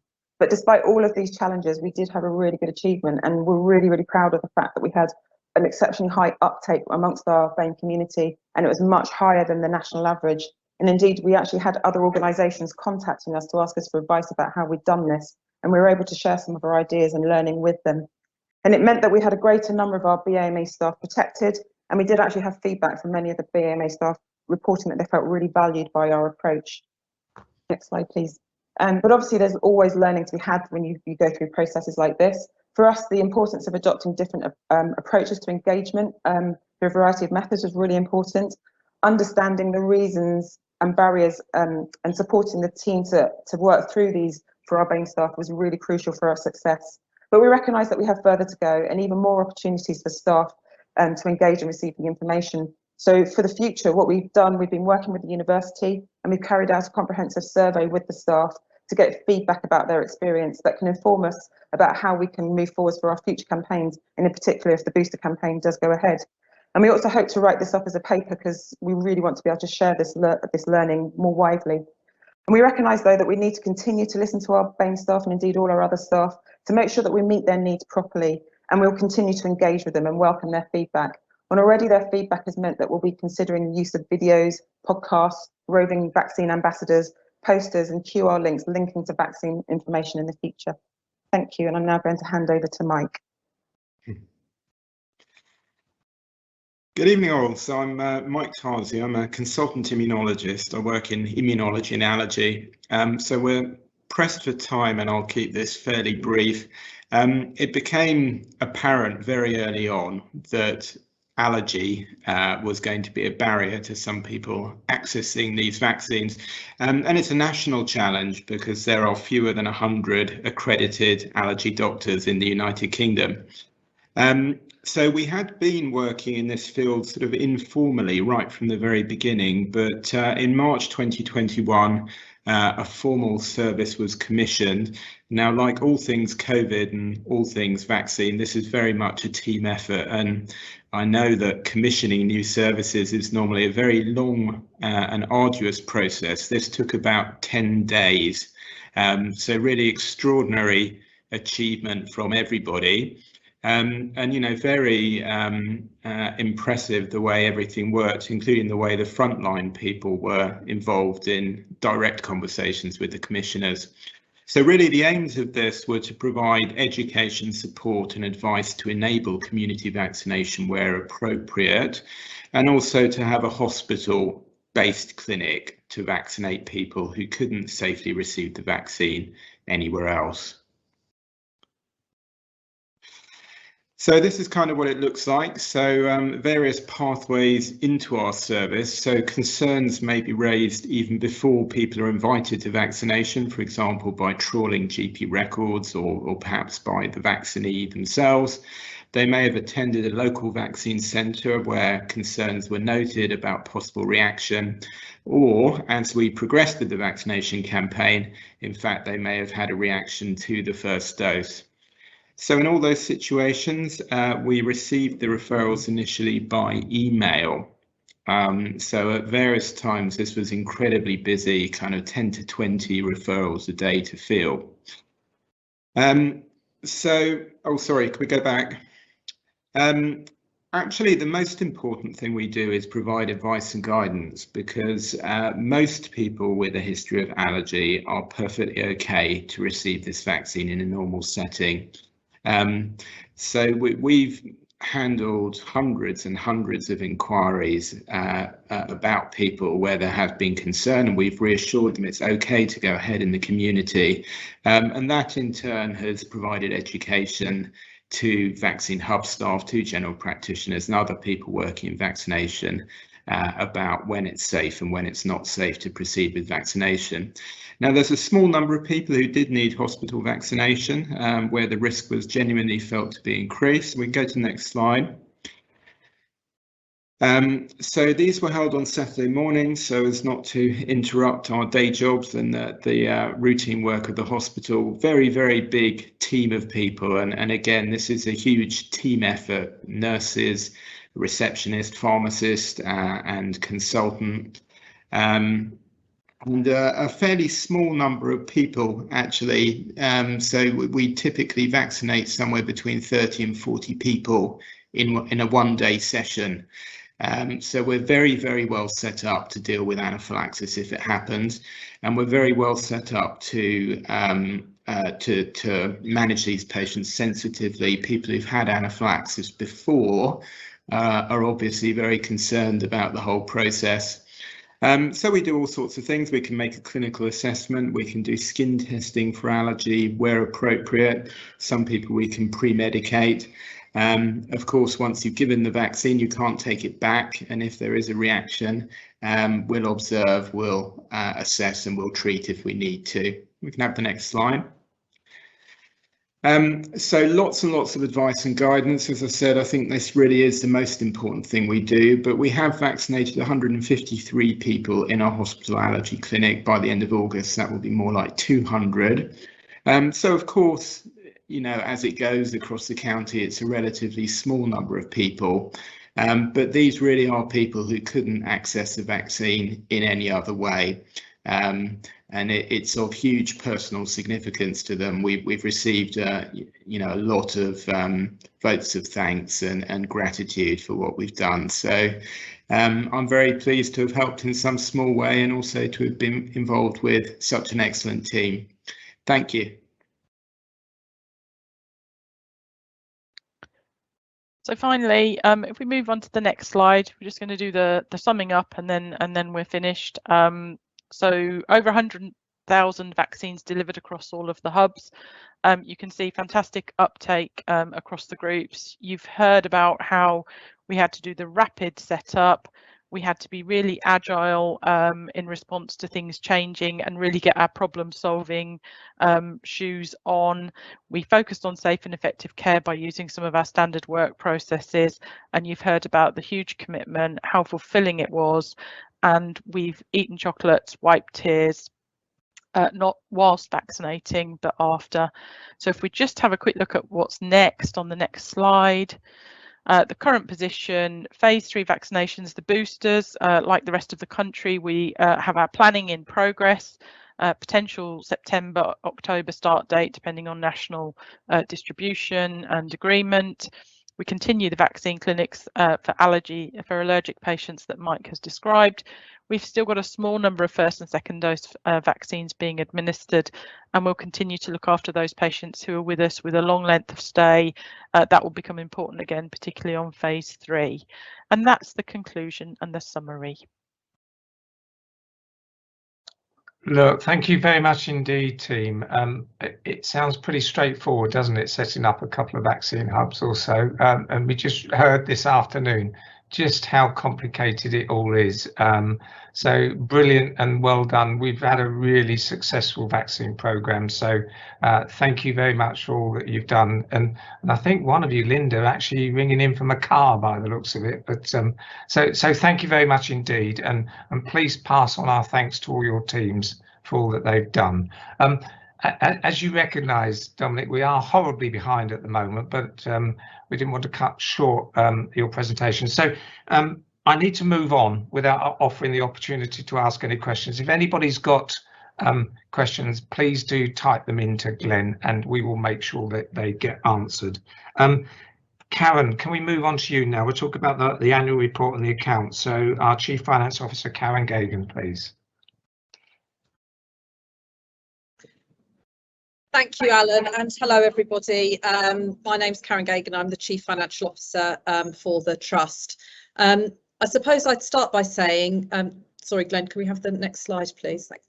Start by saying that as well as the Trust experiencing a very unusual year, as you've heard, in finance as well, it was equally a very unusual and challenging year. So I thought I would just spend a couple of minutes just taking you through what it felt like from a finance perspective during the past year.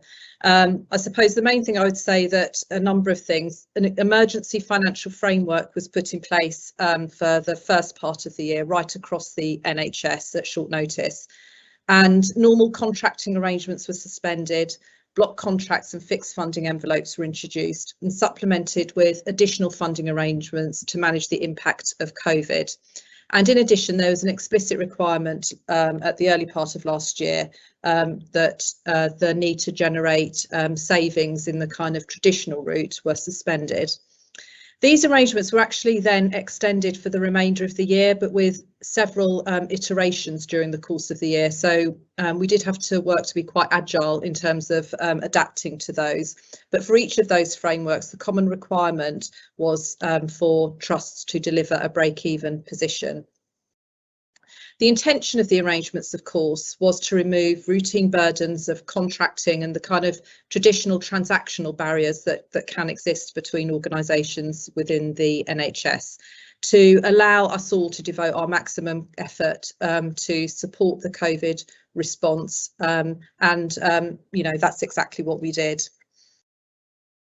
So we developed new governance frameworks to support the development of the pandemic response plans that all of our teams had to develop and work to, as you'll have heard about this evening, and in particular identifying the resource needs that were required to support all of our teams, whether that's around understanding what additional equipment was needed, additional staff and so on. We ensured that we secured sufficient funds for the Trust to respond to the impact of COVID, and in total we secured an additional 48 million in terms of being able to support the COVID response, and I'll give you a breakdown of that in a moment. And we worked with our colleagues at the Department of Health, NHS, EI, suppliers across our supply chain, colleagues within our local and national systems, and of course local businesses as well, to ensure critically that we had sufficient supply of PPE and critical equipment to support our staff. In total, we procured over 46 million items of additional PPE last year, 10 million masks, over 1 million visors, 9 million additional disposable aprons, and over 25 million additional pairs of disposable gloves. So hopefully that gives you a little bit of the scale of kind of what we were working with, particularly in procurement. And in fact, we even had to lease additional storage as well in Shoreham to ensure that we could have the right amount of space to ensure that the rotation of stock and securing supply in a safe and responsive way could be done to support all of our hospitals. We had to adapt our financial plans 3 times during the course of the year in response to the continuous revision of financial frameworks nationally.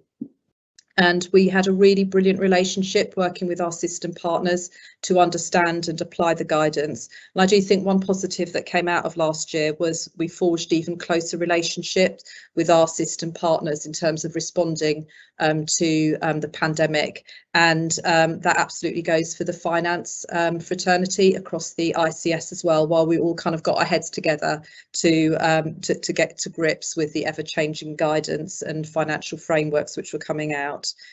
Of course, during all of this, we didn't lose sight of strong financial stewardship, which was critical, even more critical actually, as things were changing. So we did have to work hard to ensure that we could demonstrate appropriate approval of any additional investment required and spend, that we were recording it correctly, reporting it appropriately, and that we were, of course, recovering all our costs to protect the organisation and support our staff, and of course that all of this was subject to audit scrutiny. And in terms of the finance team themselves, who are absolutely amazing during this time, you know, some of our staff were also redeployed to support operational teams, with some of our staff redeployed into procurement, supporting driving round vans for deliveries, stacking shelves and so on. Some of our staff were worked in the vaccination hubs, as you just kind of heard, supporting the kind of administrative element of vaccination, and even some of our staff who've got a clinical background were redeployed to support critical care as well. So a really kind of comprehensive effort to support our organisation's response. Just moving on in terms of the additional costs that we did secure for COVID, as I've mentioned, an additional 47 million in total. And this just gives you a breakdown of kind of how we spent that money. Most of it on additional staffing to support the segregation of kind of our COVID and non-COVID areas, and to support the expansion of our critical care.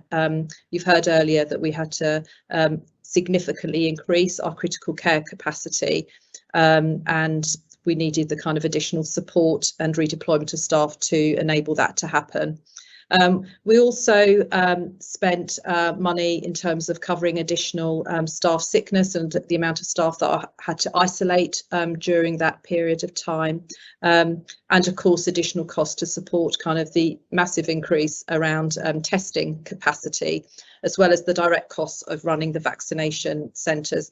The vaccination, the vaccine itself was sent to us directly, so that wasn't something that we had to kind of secure funding for.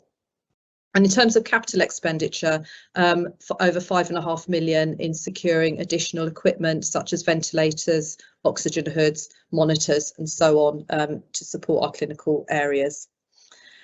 As if that wasn't enough, we were also busy doing some other things and that you'd have heard about earlier. Of course, we had a significant financial transaction during last year to complete the merger, and a whole range of financial work streams to enable that to happen successfully, whether it was looking at merging our contracts, joining up all of our systems, or even just basic stuff like changing names on bank accounts. All of this is kind of takes a lot of work. So that was kind of one area that we did focus on. But the biggest challenge for us was implementing a new single integrated general ledger across both legacy trusts. At the Western had an outsourced service, and BSUH was an in-house financial system. So in the course of 8 months during last year, we developed a new single integrated system which was in-house, and had that up and running ready for April 2021, so we could report, do our financial reporting as a new single organisation. We did achieve the financial targets that were set during last year, slightly better than, in fact, and alongside that delivered a very significant capital programme of 167 million across both legacy trusts. Our draft accounts it was a challenge in terms of the process around the draft accounts just because of different ways of working, but they were delivered and submitted on time, and we had successful year-end audits for both our trusts. And of course, towards the end of last year, setting a financial plan for the first half of this financial year. Of course, the NHS financial settlement for the second half of the year hasn't yet been agreed. In terms of the formal presentation of the accounts, Western delivered a very small 5k surplus against a financial performance target to break even. We did continue to look at efficiency improvements where we could get best value out of our resources. So we delivered efficiency improvements of 5 million at Western during last year, and that's just 1% of our turnover, and a capital plan of 35 million on our infrastructure and equipment. In terms of BSUH, likewise delivered a small 4k surplus against a financial performance target to break even, and similarly delivered efficiency improvements of 1% of turnover, which is just over 6 million, and a capital programme of almost 41 million in terms of capital investments and infrastructure, as well, of course, of the capital programme alongside that of building the new 3Ts hospital. In total, capital investments, a significant capital programme last year of 76 million across both trusts alongside the new hospital build. And this just gives you a breakdown of some of the significant investments that happened during the course of last year. Estates infrastructure across all of our sites invested an additional 20 million last year, and a significant investment in terms of IT equipment, almost 18 million, and of course some of that was driven by the need to support more virtual working in terms of the way we deliver care to our patients, and also to support our staff in terms of increasing support for home working. We invested almost 7 million in enhancing the facilities across all 4 of our A&E departments to create a bit more room, particularly around the segregation of our COVID and non-COVID areas. We had a major theatre refurbishment programme at the Princess Royal Hospital. We invested significantly in new renal dialysis machines at the Sussex County Hospital. We opened a 20-bed respiratory ward in Worthing last year as well, and replaced one of our MRI scanners at St Richard's last year. So a whole range there of significant investments to improve care for our patients last year. In terms of our year-end audit, Ernst & Young are our auditors across both Western and BSUH. And the auditor opinion confirmed that the financial statements did give a true and fair view of our financial position, were prepared properly in accordance with guidance, and of course our trust value for money assessment identified no significant weaknesses or any risk. And in terms of our internal audit, again we had the same internal auditors for both Western and BSUH, and confirmed that there is a sound system of internal control across both trusts. This was, of course, the very last year of the set of accounts for both Western and BSUH, and I thought it's just helpful to just reflect for one moment in terms of the financial improvement journey that both trusts have been on. Western was established, of course, in 2009, and at that time, and it's probably easy to forget, but had a 60 million legacy of loan repayments at that time, and they were paid off in full by 2013-14. And very shortly after that, of course, our Patient First programme was mobilised, and that happened at a time when the Trust was in deficit. But for the next 6 years, the Trust has delivered a surplus position, and of course that paved the way for the Trust to receive outstanding for its use of resources Cqc Assessment in 2019. And BSUH, again, has had a kind of significant journey around financial improvement in recent years. At the start of the management contract in 2017, BSUH had a deficit of 70 million. And through kind of more improvement in terms of the financial control environment and financial performance, the Trust exited financial special measures in July 2018. It's developed a medium-term financial plan to secure its future and year-on-year improvement in its financial position to report a 24 million deficit in 2019-20, which was of course our last normal year. And of course both trusts delivered a break-even position last year. And that of course paving the way for the merger to form University Hospitals Sussex, which we are now. So thank you, Chair. Thanks very much indeed, Karen. And I think that last slide, well, the last two slides just go to show what a phenomenal achievement that was at both trusts in their last year under really unprecedented situations. So well done to you and all your teams. But I think it's obviously a whole hospital effort as well. So brilliant, well done. Now, has anyone indicated to ask a question, Glenn, on the account? Yes, Alan, there's just been one question, and it is how are we doing on staffing, and are we spending a lot on agency staff? So that's a very broad question, but we might well be able to answer that in terms of the controls that we have in place over our agency staff. Karen, please.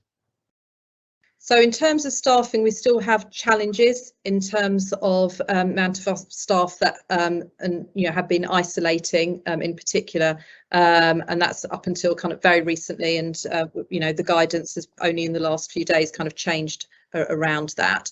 So but there has been a lot of really good work happening around reducing premium spend and in terms of agency, and it's actually one of our breakthrough objectives in the current financial year. So there's a lot of improvement work happening in that area, particularly a lot of work in terms of making sure that our offer of bank shifts is particularly more attractive across all of our hospitals to try and reduce agency spend, and we've had some really good success around that in recent months. So watch this space in terms of the improvement work that's happening around reducing premium spend in this current year. Yeah, brilliant. Thanks very much, Karen. I'm not going to ask any other questions. If people have got questions, I'll repeat it. If you'd send an email to Glenn, he will make sure that you get a response. So thank you very much indeed. I'm going to move on now to an update from Lynn Camps, who's our lead governor. So Lynn, apologies for the delay, but over to you now. Thank you, Chair. My name is Lynn Camps and I'm the lead governor for the Trust. You're braver than you believe and stronger and smarter than you think. Wise words from AA Milne that describes every single member of staff and the way you've stood up to the pandemic. We have witnessed brave and courageous leadership, professionalism and amazing care, and a commitment to the relentless slog of COVID, coupled now with the challenges of restoration and recovery. We know all of the NHS have been fantastic. This is our trust, and your commitment to the patients and each other has been phenomenal. We know you're all exhausted, but continue to be amazing, and we offer our heartfelt thanks to every single one. COVID seemed to turn the dial within the NHS on the importance of finding new ways of working and collaboration. It therefore also highlighted that both Western and BSUH were so much better together, and that a merger would only strengthen it. We were delighted to be part of this process, and the NEDs and the board ensured we as governors understood both the risks and benefits of a merger. The benefits for patients and staff far outweighed any risk, and in an incredibly short time, the merger was completed. Congratulations. We really do believe the new trust will drive innovation and outstanding patient care. Staff and patient wellbeing was and is of paramount importance, and the pandemic introduced new issues with patients not able to have visitors and staff suffering from what we can only describe as battle fatigue. It was super to see the efforts regarding helping patients talk to loved ones via an iPad or phone and laminated personal messages from home. Project Wingman lounges have been a huge success alongside the numerous initiatives to support staff. I personally have been really struck by the efforts of staff to look after each other. We can't underestimate how valuable this is, and is one of the many things that makes this trust such a special place to work. Since the last AGM, governors have continued to find ways to support the trust during the pandemic. We continue to work on green wards, offering tea, coffee and a chat to patients who were unable to have visitors. Supporting Employee of the Month. This is hugely difficult, as you can imagine. How do you choose? We volunteered on vaccination hubs as vaccinators or meet and greet. It was a joy to be part of something so positive. Who knew the perfect gift for 2021 was a vaccination? During lockdown, the governors have gone all out digital, with unsurprisingly our most used saying being, "You're on mute." The governors enjoy a very positive engagement with the NEDs and exec team, which enables us to perform our statutory duties, and as such we have been involved in appointing new external auditors, stakeholder and interview panels for recruiting NEDs and executives, appraisals for NEDs, the chair, and including agreeing remuneration. One of the things we enjoy most as governors is being involved in many of the improvement projects across the trust. We are currently involved in the new laundry project, which is a huge investment for the trust, quality of communications with patients, green projects, discharge with dignity, and a rather exciting one is a new nursing degree at Chichester, where we are interviewing candidates and helping to build and evaluate course content. Feels rather nice being involved in supporting nurses for the future. Communications within the NHS can be nothing short of dull, but being part of an innovative trust, it is fantastic to see our new logo full of colour and energy. It depicts the trust and was developed through engagement with staff and governors. Words were used such as tenacious, incredible, inclusive, warm, friendly, family, professional, all of which are powerful building blocks to take forward. Communication with the trust, its patients and members of the public is paramount in our new world. So delighted to see we are really developing new ideas regarding engagement. And as always, we have regular information seminars on subjects that we feel we would like to understand more, and attend focus committees for governors on patients' experience and trust membership. We're still defining what our new normal looks and feels like, and it looks as if COVID has become part of our new normal, whilst trying to also restore and recover services. There will be the challenge of bringing two organisations together and creating a positive culture and embedding the patient-first methodology. Maintaining outstanding status will require a huge focus and effort. Having seen what has been achieved in the last year, we have no doubt that this is all doable.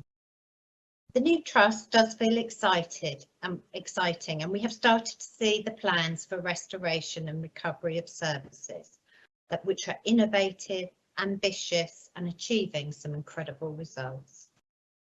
Being a university hospital is attracting a high calibre of candidates applying for lots of roles who are all extremely interested in our patient-first methodology. It's also gaining a huge amount of attention in other trusts. Could it become the gold standard for patient care we run? We have a new Council of Governors and we represent all the areas covered by the Trust, all of whom are giving their time freely as people who really want to help make the Trust a resounding success. They bring with them a huge breadth of knowledge and experience and are ambassadors for the Trust. Our appointed governors have full-time jobs but represent the voice of their constituents or the organisations they work for. Our staff governors support staff wellbeing initiatives and concerns raised by staff and help the Trust to shape the support required. Our public governors represent the public, with many being involved in local groups, and they bring that listening to the table. As a team, we fulfil our statutory obligations and work closely with non-exec directors to hold them to account for the performance of the board. It's a positive, transparent and collaborative relationship that delivers positive outcomes and a lovely working relationship. I have been known to say that being involved in this Trust is addictive, and it's less about the buildings but all about the people that fill them. And for governors, it really is quite special to work in an outstanding Trust which is made up of fabulous, talented people. Next slide, please. Next and final slide. Attracting new members has always been a challenge and rather difficult, but the merger has seen the numbers rise. And there are lots of benefits regarding helping to shape services and access to NHS discount schemes. We're doing an awful lot to engage with patients and members of the public. We would love you to join up. It's free and it holds absolutely no obligations. We hope that you'll be interested in what the Trust is doing, events that you may want to attend, or getting involved as a volunteer or future governor. It's a year that will be written in the history books, yet despite the challenges, the Trust has so much to be proud of. The governors really look forward to seeing University Hospital Sussex develop into the leading provider of outstanding and compassionate care. Thank you. Brilliant, Lynn. Thanks very much indeed. As ever, lovely words about the Trust. So thank you for that. I know that will be very much appreciated. And just to add to the sort of recruitment of members, we are just about to go out, I think, tomorrow for the recruitment of some new governors as well. So but for those of people who become members, you have the opportunity to become governors as well. And we're looking for governors for Chichester, 2 vacancies, I think, for East Sussex and out of area, and also 2 staff governors. So I would encourage anybody who's had their appetite whetted by today to put themselves forward to be governors. So thanks so much indeed. Are there any questions at all, Glenn, for Lynn? There were no questions on. Okay, brilliant. Thank you very much indeed, Lynn. Thank you. Look, and to everybody, just apologies that we've taken a little bit longer, but I hope you've heard a lot of really interesting information today. I am intending to close the meeting now, but we then move into seamlessly the meeting of the Council of Governors. And again, apologies to the Council of Governors for being a bit late doing this. So we have to do some formalities, and thank you to those of you who may not be able to stay with us for this particular meeting, but everybody is welcome to stay. Glenn, any apologies for absence, please? Yes, Alan. So we have a Doug Hunt and a Francis McCabe from the public constituency. Some of our staff, governors, have got shifts, so they've not been able to make that in terms of Anna, Ryan, Miranda and Chris. And our appointed governors weren't all able to make it, although I do believe a couple of those might be in the audience, so we will record their apologies as well. But we are quorate with 80% of our public governors in attendance. Brilliant. Thank you very much indeed, Glenn. Are there any declarations of interest at all? No? Good. Minutes of the AGM held on the 30th of September. Are they an accurate record of that meeting, and are people happy to approve? These were approved, Alan, in October. They're here just to act as a record for this meeting. Brilliant. Thank you very much indeed, Glenn. Thank you. External audit, annual audit results. We've got a colleague from EY here, I think, haven't we? Suresh is here with us. That is correct, Alan. Brilliant. Over to you, Suresh. And again, apologies for keeping you waiting.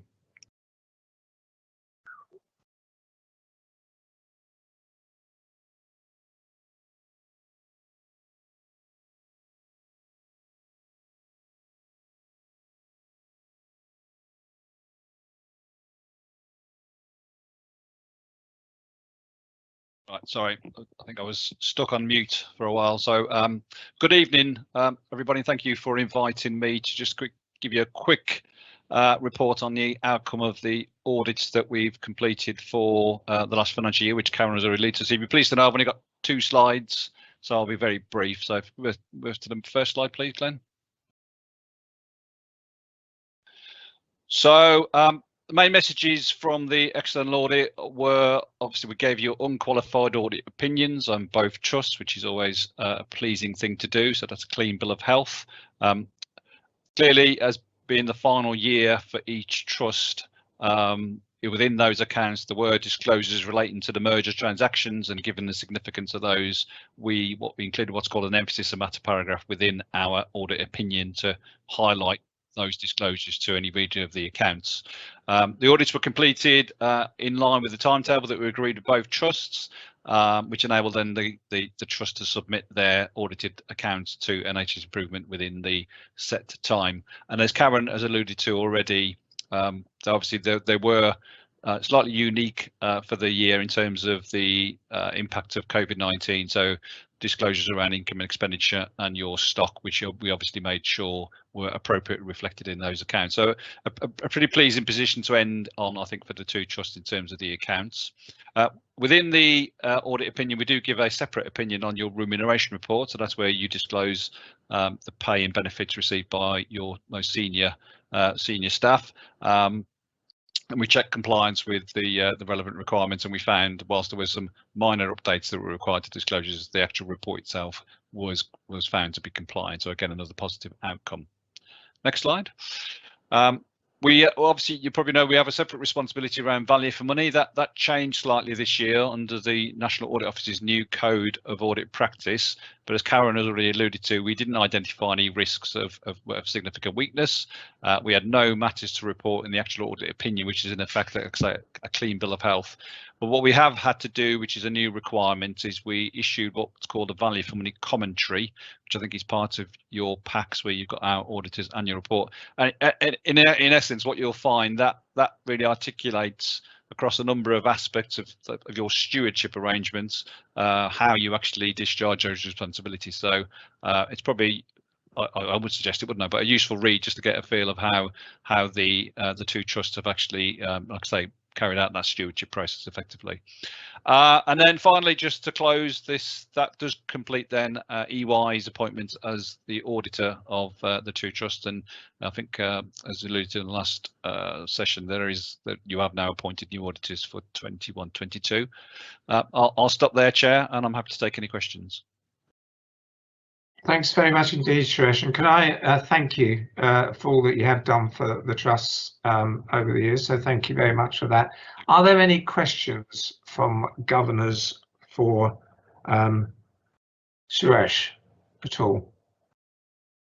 No, I don't think anyone's indicating. So thank you very much for that. It's always nice to have such a positive report back. I'm sure if it wasn't so positive, you might get a few questions.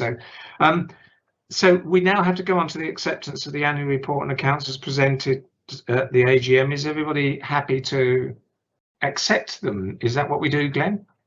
It is, Alan, and if people can indicate that their agreement to that. What I can tell you is that Pauline Constable has had to leave, but she's empowered me to inform yourselves that she approves the acceptance of these accounts. So what you want is a little A, do you, in the chat box? Either a little A from everybody or silence we will take as we'll take silence as assent, shall we? Yeah. Yeah. So if anybody has got any objection, then please shout now. The acceptance is coming through, Alan. They're coming through. It's just taking a little bit of time. Brilliant. That's So very good. They're all agreed. They're all agreed. Okay, that's fantastic. Thank you very much. So, are there any questions at all from the governors on the accounts? No. There have been none given to me, Alan, and nobody's indicated those. Obviously, as you have said before, more than happy for people to contact me after they've had a moment to reflect on those, and we will look to answer any questions. As I said earlier, it's a phenomenal achievement given the circumstances that we are operating in. So, well done to everybody. Look, I think we've caught up a little bit of time here, which is great. So, thanks for everyone for being quite brief. So we're only actually 4 minutes behind where we should have been, but we did keep some people waiting, so apologies for that. So I think I can close the meeting now. So can I thank everybody who's attended, particularly our councillor governors who attended throughout, and obviously any members of the public that are still with us, and also all my board colleagues as well. So I'm very privileged to work with a very impressive board, sorry. For the trust, and it's a joy to do so. So thank you to all my colleagues. So with that, I will close the meeting. Thank you very much indeed. Thank you.